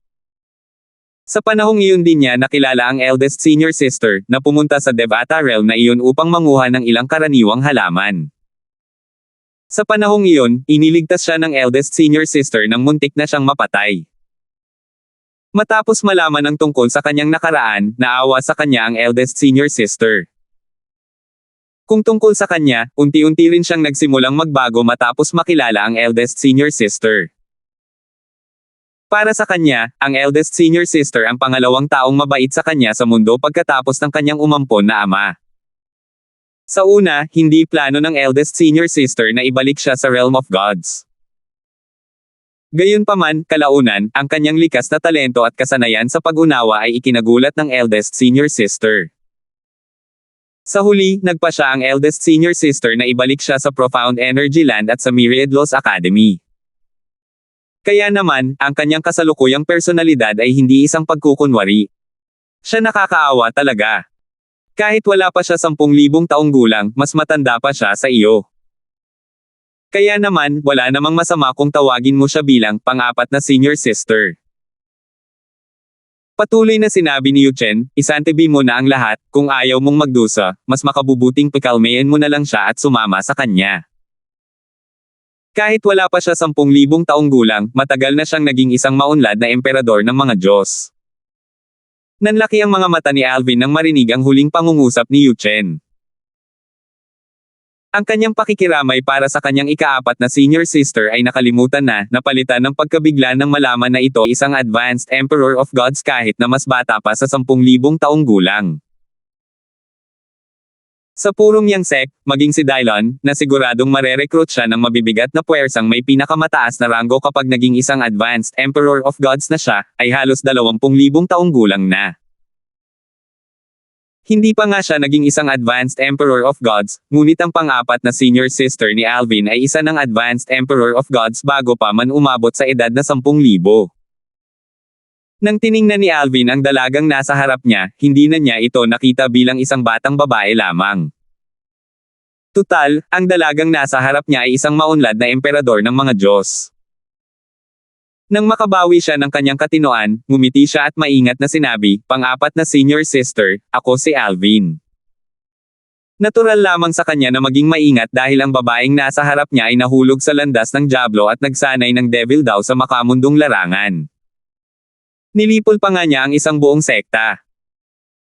Natural lamang na unawaan niya na ginawa niya ito dahil sa galit at kalungkutan, hindi dahil sa kapritsyo, at hindi siya isang walang pinipiling mamamatay tao. Matapos makinig sa pagbati ni Alvin, ngumiti ang dalaga. Sabi niya, "Junior brother, mas maganda ang pangalan ko kaysa sa iyo." Bigla siyang tumigil bago tumingin dito ng may pagkapilyo at nagtanong, "Gusto mo bang malaman ang pangalan ko?" Nakaramdam si Alvin ng kawalan ng kakayahan na makitang kailangan niyang hikayatin ang kanyang ikaapat na senior sister na parang isang bata. Natural lang, hindi niya ito ipinakita sa kanyang mukha at ang tanging nasabi na lang niya ay, "Oo." Kasabay nito, hindi niya maiwasang mapaisip, mas maganda ang pangalan niya kaysa sa akin. Paano niya huhusgahan iyon? Nagyayabang lang ba siya na parang bata? Isa pa, maganda naman ang pangalan ko. Pagkatapos, seryosong sinabi ng batang babae, "Ang pangalan ko ay Clarissa Wolf." Parang nawala ng malay si Alvin. Paano niya nasasabi na mas maganda ang pangalan niya kaysa sa akin ng may kumpiyansa? Ano ang espesyal doon? Nagyayabang lang siya, di ba? Sa oras na ito, sinabi ni Yu Chen sa pamamagitan ng voice transmission, na kababatang kapatid, ginamit niya ang apelyidong lang dahil ang ibig sabihin ng wolf ay mga lobo. Ito ay dahil pinalaki siya ng mga lobo. Clark galing sa pangalan ng kanyang umampon na ama na Clark Senador. Kung tungkol naman kay Risa, bahagi ito ng pangalan ng panganay na nakatatandang kapatid. Dahil sa mga kadahilanang ito, pakiramdam niya ay ang kanyang pangalan ang pinakamaganda. Malaki ang kahulugan nito sa kanya. Sa anumang kaso, mas mabuting huwag mo siyang pabulaanan. Kung hindi, magdurusa ka lamang. Matapos makinig kay Yu Chen, naalala ni Alvin ang palo, at biglang bumilis ang tibok ng kanyang puso. Dahil doon, binigyan niya ng thumbs up si Clarissa habang pilit na ngumiti at sinabing, "Fourth senior sister, mas maganda nga ang pangalan mo kaysa sa akin." Napaka-espesyal ng pangalang ito na hindi mo talaga ito mahahanap kahit saan pa. Kahit na sinabi ni Alvin ang mga salitang ito, nag-aalala pa rin siya na baka sampelan siyang muli. Bagamat hindi naman masakit, nakakahiya naman. Higit sa lahat, wala siyang kakayahang lumaban. Napaka-espesyal ng pangalan ko kaya hindi mo ito mahahanap kahit saan sa mundo. Bulong ni Clarissa habang pinag-iisipan ang mga sinabi ni Alvin. Pagkatapos, pagkaraan ng ilang sandali, lumiwanag ang kanyang mga mata ng bulalas niya, "Junior brother, talagang kahanga-hanga ka. Napakahusay ng iyong pananaw. Gusto kita." 472. Si Yu Chen, na nakatayo sa gilid, ay tumingin kay Alvin ng may bahid ng pagkagulat. Hindi niya inaasahan na si Alvin ay magiging ganito kagaling sa pambobola sa mga tao. Tutal, ang mga prodigy ay pawang mayabang, tama ba? Hindi niya maiwasang mapahiya nang marinig ang mga salitang pambobola ni Alvin. Gayunpaman, nang makita ang nakangiting mukha ng kanyang ikaapat na nakababatang kapatid, hindi niya maiwasang palihim na bigyan ng thumbs up si Alvin. Sa pamamagitan lamang ng ilang mga salitang pambobola, nagawa ni Alvin na makuha ang pagsang-ayon ni Clarissa. Noong nakaraan, inabot siya ng ilang daang taon bago niya kinilala si Clarissa bilang kanyang nakatatandang kapatid matapos siyang sumali sa paksayo ng Inner Palace. Ang paghahambing ng kanyang sarili kay Alvin ay tunay na nakakabawas ng saya. Sa pagkakataong ito, nagtanong si Clarissa, junior brother, paano ka nilinlang dito ng third senior brother? Kumaibot ang mga labi ni Yuchen nang tanungin ni Clarissa kung paano niya nalanlang si Alvin dito. Ganoon ba siyang klaseng tao sa paningin niya? Tumawa si Alvin bago sumagot, hindi ako niloko ng ika-4 na senior sister, third senior brother. Nangako siyang papayagan niya akong pumasok sa Supreme Powerhouse Relic. Dahil si Clarissa, bilang miyembro ng paksayo ng Inner Palace, ay pumasok din sa Supreme Powerhouse Relic, hindi na kailangang itago ang bagay na ito. Ang Supreme Powerhouse Relic. Tanong ni Clarissa, medyo nagulat, papasukin ka niya sa Supreme Powerhouse Relic. Sinabi ba niya na dapat kang mag-ambag sa paksayo ng Inner Palace bago gawin iyon? Sabi niya, basta't papayag akong sumali sa Myriad Laws Academy at sa paksayo ng Inner Palace, gagawa siya ng exception para sa akin, sabi ni Alvin. Pagkatapos, nagtanong siya ng may pag-aalinlangan, bakit? Wala ba siyang awtoridad na gawin iyon? Kung gayon, natatakot akong hindi ako sasali sa Myriad Laws Academy o sa paksayo ng Inner Palace. Pagkatapos, humarap si Alvin kay Yuchen ng may paghihinala bago muling humarap kay Clarissa. May bahid ng hinanakit na sabi ni Clarissa, may awtoridad siyang gawin iyon. Nasa awtoridad ng pinuno ng paksayo na gawin ang ganoong bagay. Gayunpaman, noong nakaraan, noong sumali ako sa paksayon, hindi siya gumawa ng exception para sa akin. Iginiit at nagsinungaling siya sa akin na ito ay isang pagsubok at isang pagkakataon para lumago ako sa pamamagitan ng hindi paggawa ng exception para sa akin. Umubo si Yuchen ng ilang beses bago na ilang na nagsalita, ika-4 na nakababatang kapatid, hindi ba't dahil mas malakas ka kaysa sa ating nakababatang kapatid? Bukod pa riyan, hindi ba't maganda na nakahanap ako ng nakababatang kapatid para sa iyo? Dati, hindi ba't paulit-ulit mo akong pinipilit na maghanap ng nakababatang kapatid o nakababatang kapatid para sa iyo? Pilit na sinusubukan Yuchen na iligtas ang sarili. Marahang tumawa si Clarissa. Mabuti na lang at nakahanap ka ng nakababatang kapatid para sa akin. Kung hindi, hindi kita palalayain. Maaaring hindi kita matatalo ngayon, pero kapag nalampasan kita sa hinaharap, ibibitin kita sa mga tarangkahan ng akademya sa bundok at papaluan kita ng 100 beses sa harap ng lahat ng tao sa akademya. Natigilan si Yuchen nang marinig ang mga salitang iyon. Samantala, bahagyang nagulat si Alvin nang makita niya ang pagbabago sa ekspresyon ni Yuchen. Sa tingin ba talaga ni third senior brother na malalampasan siya ng fourth senior sister? Si Yuchen ay isang kilalang henyo sa lupain ng malalim na enerhiya. Siya ay naging isang kataas-taasang Diyos noong siya ay mahigit 10,000 taong gulang lamang at naging isang intermediate na kataas-taasang Diyos noong siya ay 20,000 taong gulang. Napakakaunti ng mga taong katulad niya sa lupain ng malalim na enerhiya. Gayunpaman, tila ang isang taong katulad niya ay hindi nag-iisip na imposible para kay Clarissa na maabutin siya o malampasan man lang siya. Sa oras na ito, alam ni Alvin na si Clarissa ay hindi kasing simple ng inaakala niya. Bago ito, alam niya lamang na siya ay naging isang advanced Emperor of Gods bago pa man umabot sa edad na 10,000. Gayunpaman, batay sa reaksyon ni Yuchen, tila mas kakaiba pa si Clarissa kaysa sa inaakala niya. Pang-4 na nakababatang kapatid, pakiayos naman ang lugar na matutuluyan ng nakababatang kapatid. Ihahatid ko na siya para asikasuhin ang mga proseso ng pagpasok, sabi ni Yuchen. Gusto lang niyang umalis sa lalong madaling panahon dahil baka mapahiya ulit siya nito. Natural lamang na kailangang mag-enroll si Alvin sa Myriad Laws Academy bilang miyembro ng paksayo ng Inner Palace. Tutal, ang paksayo ng Inner Palace, nakatago man o hindi, ay bahagi ng Myriad Laws Academy. Bago inakay ni Yuchen palayo si Alvin, hindi pinansin ni Clarissa si Yuchen at nakangiting sinabi kay Alvin, Junior brother, huwag kang mag-alala. Sisiguraduhin kong mas maayos ang tirahan mo kaysa sa third senior brother. Malungkot na naisip ni Yuchen sa sarili, hindi pa nga ako nalalagpasan ng babaeng ito, pero nagkakagulo na siya ng ganito. Kapag nalampasan niya ako, natatakot akong bitinin niya talaga ako sa mga tarangkahan ng akademya sa bundok at sasaktan. Kailangan ko talagang mag-cultivate ng mas mabuti. Kung hindi, mapapahiya ako sa kanya. Nagpasya si Yuchen na pumasok sa closed-door cultivation sa lalong madaling panahon upang mapatatag ang kanyang cultivation base sa kaharian ng isang intermediate supreme god matapos tulungan si Alvin na harapin ang mga proseso ng pagpasok. Bumantong hininga si Yuchen sa loob-loob niya.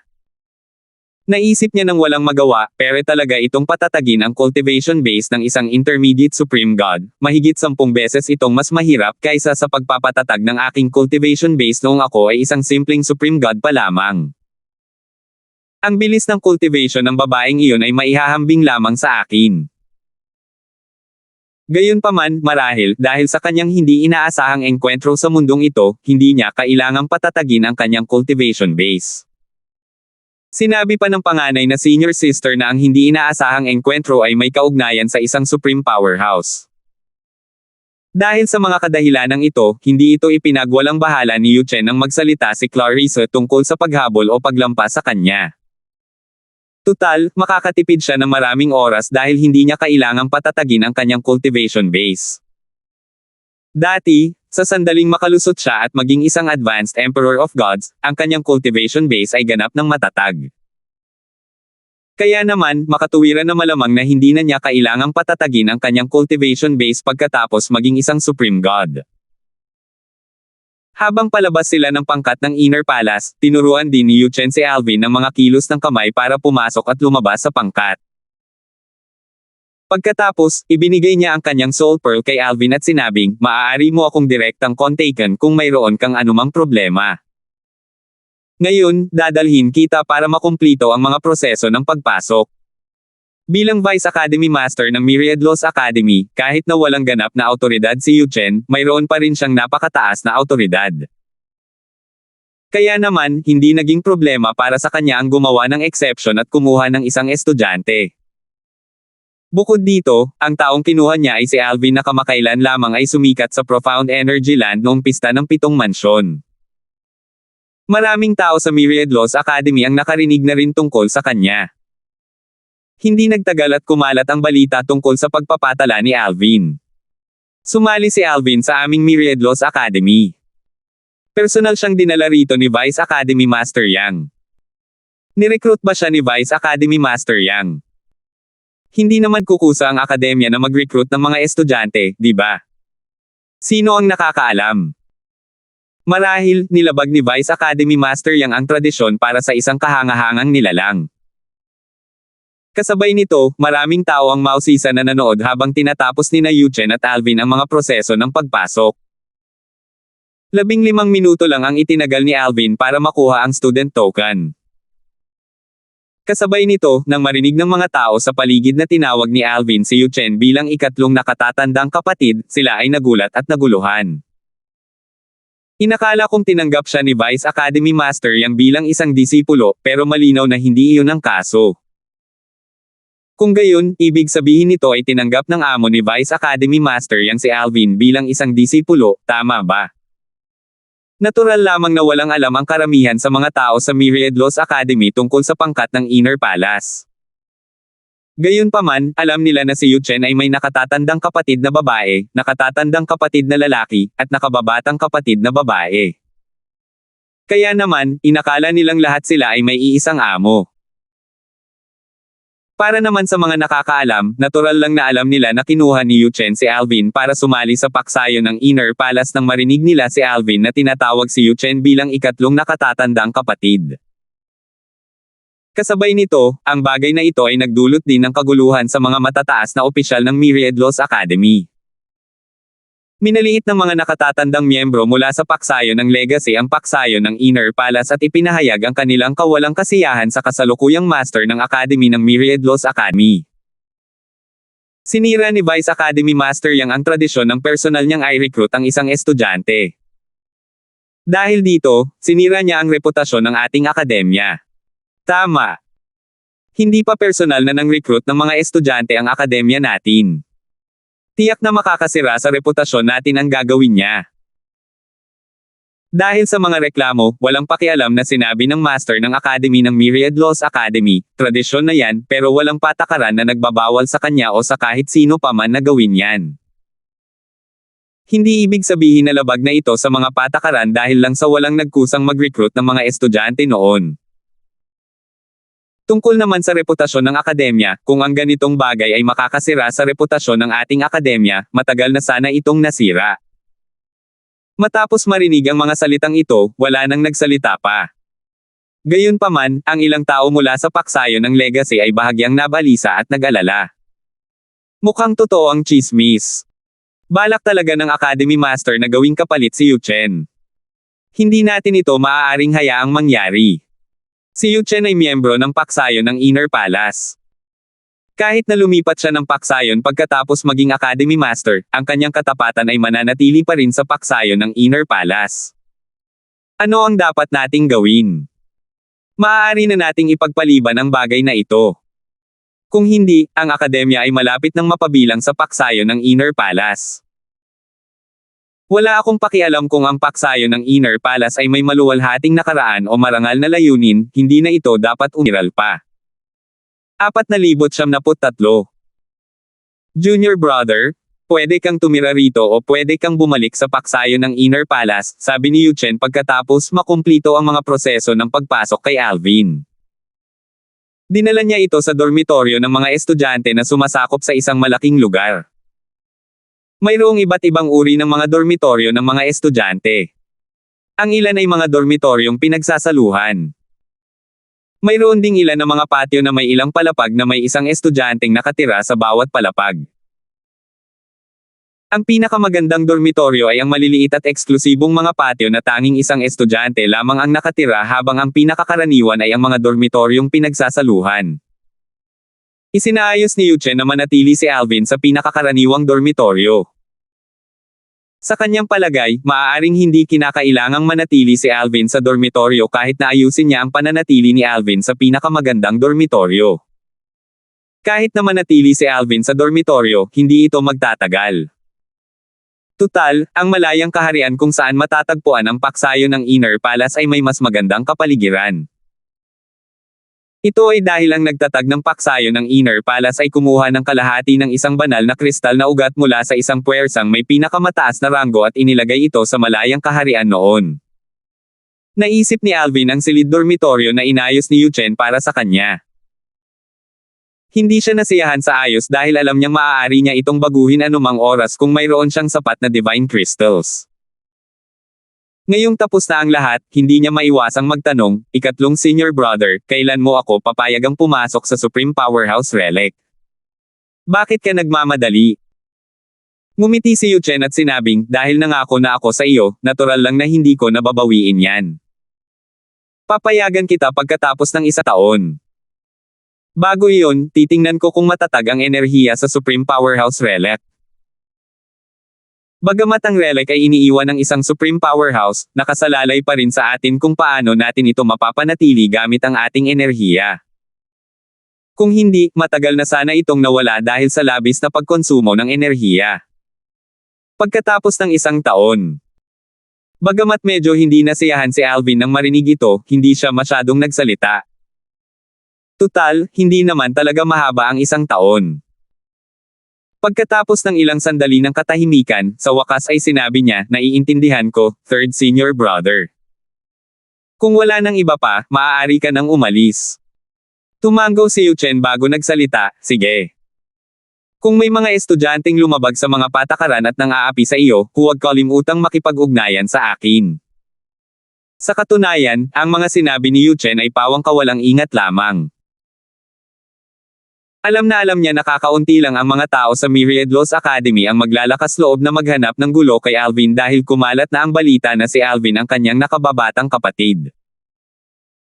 Pagkaalis ni Yu Chen, inilabas ni Alvin ang susi na ibinigay sa kanya noong proseso ng pagpasok at sinulyapan ito. Susi ang mga salitang building 2, no. 603. Ito ang silid ng dormitoryo na nakalaan sa kanya. Swoosh! Sa isang kisap mata lamang, dumating si Alvin sa harap ng isang gusali. Isang mesang bato na may nakasulat na building 2, ang lumutang sa ere. Mabilis na lumipat ang kanyang mga mata sa ika-6 na palapag at isang silid na may numerong 603. Parang katulad lang ito ng mga dormitoryo sa unibersidad sa daigdig noong nakaraan kong buhay, naisip ni Alvin sa sarili. Sa kanyang nakaraang buhay, hindi pa siya nakapag-aral sa unibersidad, at isa ito sa mga bagay na pinagsisisihan niya sa buhay. Pagkaraan ng ilang sandali, pumunta si Alvin sa kanyang silid. Ipinasok niya ang susi at binuksan ang pinto. Hindi malaki o maliit ang silid. Isang ordinaryong kama ang inilagay sa silid. Malinis at maayos ito. Malinaw na may nag-ayos ng lugar. Nang papasok na sana si Alvin sa silid, may nagtanong, "Kapatid, bago ka lang ba rito?" Kalalabas lang ng tagapagsalita mula sa silid 602. Isa siyang mukhang tapat na binata na may maskuladong katawan. Halos 2 metro ang taas niya, kalahating ulo ang taas niya kaysa kay Alvin. Ngumiti siya habang patuloy na sinasabi, "Ako si Floyd Tan, at nakatira ako sa tabi mo. Magkapit-bahay na tayo mula ngayon." Napakabait ni Floyd. Hindi naman talaga mapagpanggap ang kanyang mga kilos at salita. "Alvin," tango ni Alvin bago pumasok sa silid at isinara ang pinto. Wala siyang interes na makilala ang kahit sino sa ngayon. Kahit na gawin niya, mababaw lang ang relasyon nila. Kung sakaling magkaroon siya ng malalim na relasyon sa kabilang panig, maaaring maisangkot niya ang kabilang panig sa hinaharap. Hindi imposible para sa kanyang mga kaaway na gamitin ang kanyang mga kaibigan para takutin siya. Noong nasa Pure Yang sect si Alvin, nalaman niya ang tungkol sa kalupitan ng Lone Primordial Spirit Congregation. Ipinaalala nito sa kanya na ang pagkakaroon ng mga kaibigan ay hindi palaging isang magandang bagay. Ilalagay lamang niya sa panganib ang kanyang mga kaibigan. Samantala, bahagyang napakunot ang noo ni Floyd. "Alvin. Bakit parang pamilyar ang pangalang ito? Sa bagay, medyo arrogant ang lalaking ito. Kung hindi ko lang alam, iisipin kong isa siya sa mga nakatira sa isang eksklusibong patio." Ang mga nakatira sa mga eksklusibong patio ay may magagandang pinagmulan o pambihirang lakas. Ang mga taong ito ay hindi kulang sa mga banal na kristal, kaya paano sila mabubuhay sa pinakakaraniwang dormitoryo? Umiling si Floyd at hindi na pinag-isipan pa ang bagay na ito. Tutal, may mga bagay naman siyang dapat asikasuhin. Nang lumabas siya ng kwarto niya kanina, aalis na sana siya para gumawa ng isang bagay. Hindi siya lumabas para batiin ang bagong kapitbahay niya. "Bagamat ordinaryo lamang ang aking pinagmulan at lakas, hindi ako mag-aabalang makipagkaibigan sa isang taong mayabang," naisip ni Floyd sa kanyang sarili. Natural na walang kaalam-alam si Alvin sa iniisip ni Floyd. Pagpasok niya sa kwarto, inilabas niya ang isang formation compass at ginamit ito. Pagkatapos, umupo siya nang nakakross ang mga paa sa kama at inisip ang kanyang araw. Sa katunayan, ang iniisip niya ay si Clarissa, ang kanyang pang-apat na nakatatandang kapatid. Mukhang nasa edad 15 o 16 si Clarissa, at tila wala siyang kasalanan.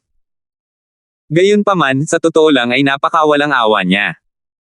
Gayunpaman, sa ngayon, hindi naman masama ang pakikitungo niya kay Alvin. "Sa tingin ko dapat ko munang iwasan ang pagpunta sa paksayo ng Inner Palace sa ngayon. Mukhang interesado siya sa akin. Kung patuloy niya akong titigan, hindi magiging madali para sa akin na mag-cultivate."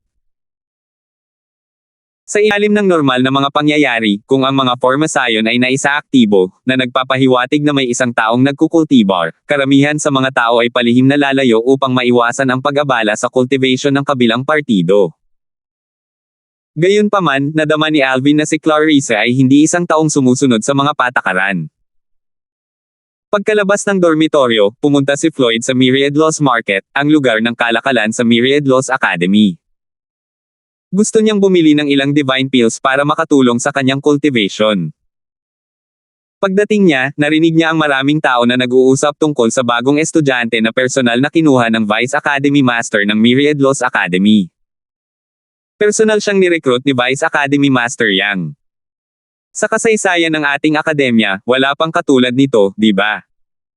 Anong klaseng tao siya?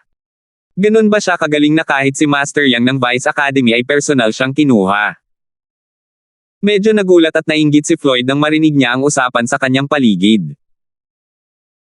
Ang isang taong personal na nirecruit ng Vice Academy Master ng Myriad Laws Academy ay tiyak na makakatanggap ng espesyal na pagtrato. Kahit ang isang eksklusibong patio ay hindi sapat para sa isang taong tulad niya. Hindi mapigil ang mapabuntong hininga ni Floyd nang maisip niya ang sarili niyang kwarto sa dormitoryo. Tunay ngang ang paghahambing ay isang magnanakaw ng saya. Gayunpaman, alam niya na ang kabilang panig ay kailangang maging kakaiba para makatanggap ng ganitong pagtrato. Paano siya maihahambing sa isang taong tulad niya? Noong una, ang narinig lang ni Floyd ay ang bagong estudyanteng kinuha ni Yuchen. Natigilan siya nang sa wakas ay marinig niya ang pangalan ng bagong estudyante. Alvin. Nanlaki ang mga mata ni Floyd sa hindi makapaniwala habang iniisip niya, siya ba yung bagong lalaking nakilala ko kanina? Yung lalaki mula sa room 603. Personal siyang nirecruit ni Vice Academy Master Yang pero nakatira siya sa isang shared dormitory. Biro ba ito? Plano ba niyang maranasan ang pagdurusa ng mga ordinaryong tao o plano ba niyang umakyat? Hindi nakakapagtaka na pamilyar sa akin ang pangalan niya. Lumalabas na siya ang prodigy mula sa Pure Yang sect sa isa sa 7 mansions, ang kampyon ng 7 mansions feast. Wala pa siya sa 3,000 taong gulang pero isa siyang intermediate Lord of Gods at naunawaan na niya ang sword daw. Napakalalim din ang kanyang pag-unawa sa batas ng kalawakan simula nang maunawaan niya ang double teleportation profundity. Habang iniisip ito ni Floyd, lalo siyang nabibigatan. Isang kahangahangang figure ang nakatira sa tabi ko. Ito ba ang tadhana? Kung matagumpay akong makakuha ng pabor sa kanya, malamang ay maliligtas ko ang aking sarili sa 30 taon ng paghihirap, hindi ba? Sa oras na ito, tila nakalimutan na ni Floyd ang naisip niya noon tungkol sa hindi pakikipagkaibigan kay Alvin dahil sa kanyang kayabangan. Ang galing nito. Iniisip ko kung si Alvin ba ang pumili kung saang departamento siya sasali. Sa tingin ko ay hindi pa siya napili dahil ngayon lang siya dumating, nasa sabik na naisip ni Floyd sa sarili. Mayroong ilang mga departamento sa Myriad Laws Academy. Nariyan ang War Department, ang Divine Technique Department, ang Alchemy Department, ang Divine Artifact Department, at ang Divine Botanical Department. Ang kagawa ng digmaan ay nakatuon sa lakas. Ang Divine Technique Department ay nakatuon sa pag-aaral ng mga pamamaraan at teknik ng cultivation. Ang ilang tao mula sa departamentong ito ay nagawa pang maunawaan ang isa sa 4 na daos ng langit at lupa at nagkaroon ng kahangahangang lakas. Kung tungkol naman sa Alchemy Department at sa Divine Artifact Department, gaya ng ipinahihiwatig ng kanilang mga pangalan, nakatuon sila sa pag-aaral ng alchemy at mga divine artifact. Panghuli, ang Divine Botanical Department ay nakatuon sa pag-aaral at hybridization ng iba't ibang botanika. Kasama sa kanilang pananaliksik ang pag-aaral ng paggawa ng mga bihirang hybrid na banal na prutas at iba pa. Ano man ang departamento, syempre, maliban sa iilan lamang, ang prioridad pa rin ay ang cultivation. Tutal, dahil nakaambang ang heavenly tribulation, walang sino man ang nang-ahas na magpabiye sa kanilang cultivation. Hindi mahalaga kung hindi sila hari ng mga Diyos, ngunit kapag sila ay naging hari ng mga Diyos, kailangan nilang harapin ang heavenly tribulation kada 1,000 taon. Samantala, nagningning ang mga mata ni Floyd habang patuloy siyang nag-iisip sa loob, malamang napapasok siya sa War Department. Ang isang henyo sa pakikipaglaban na tulad niya ay dapat magbigay ng malaking kahalagahan sa kanyang lakas. Gayunpaman, may mga bulong-bulungan na mahusay din siya sa pagpino ng mga divine pills at kaya rin niyang pino ang mga king grade limit divine pills. Iniisip ko kung may katotohanan ba ang mga bulong-bulungan. Tuwang-tuwa si Floyd na ang kanyang bagong kapitbahay ay si Alvin. Gaya ng kasabihan, ang isang malayong kamag-anak ay hindi kasing pakinabang ng isang kapitbahay.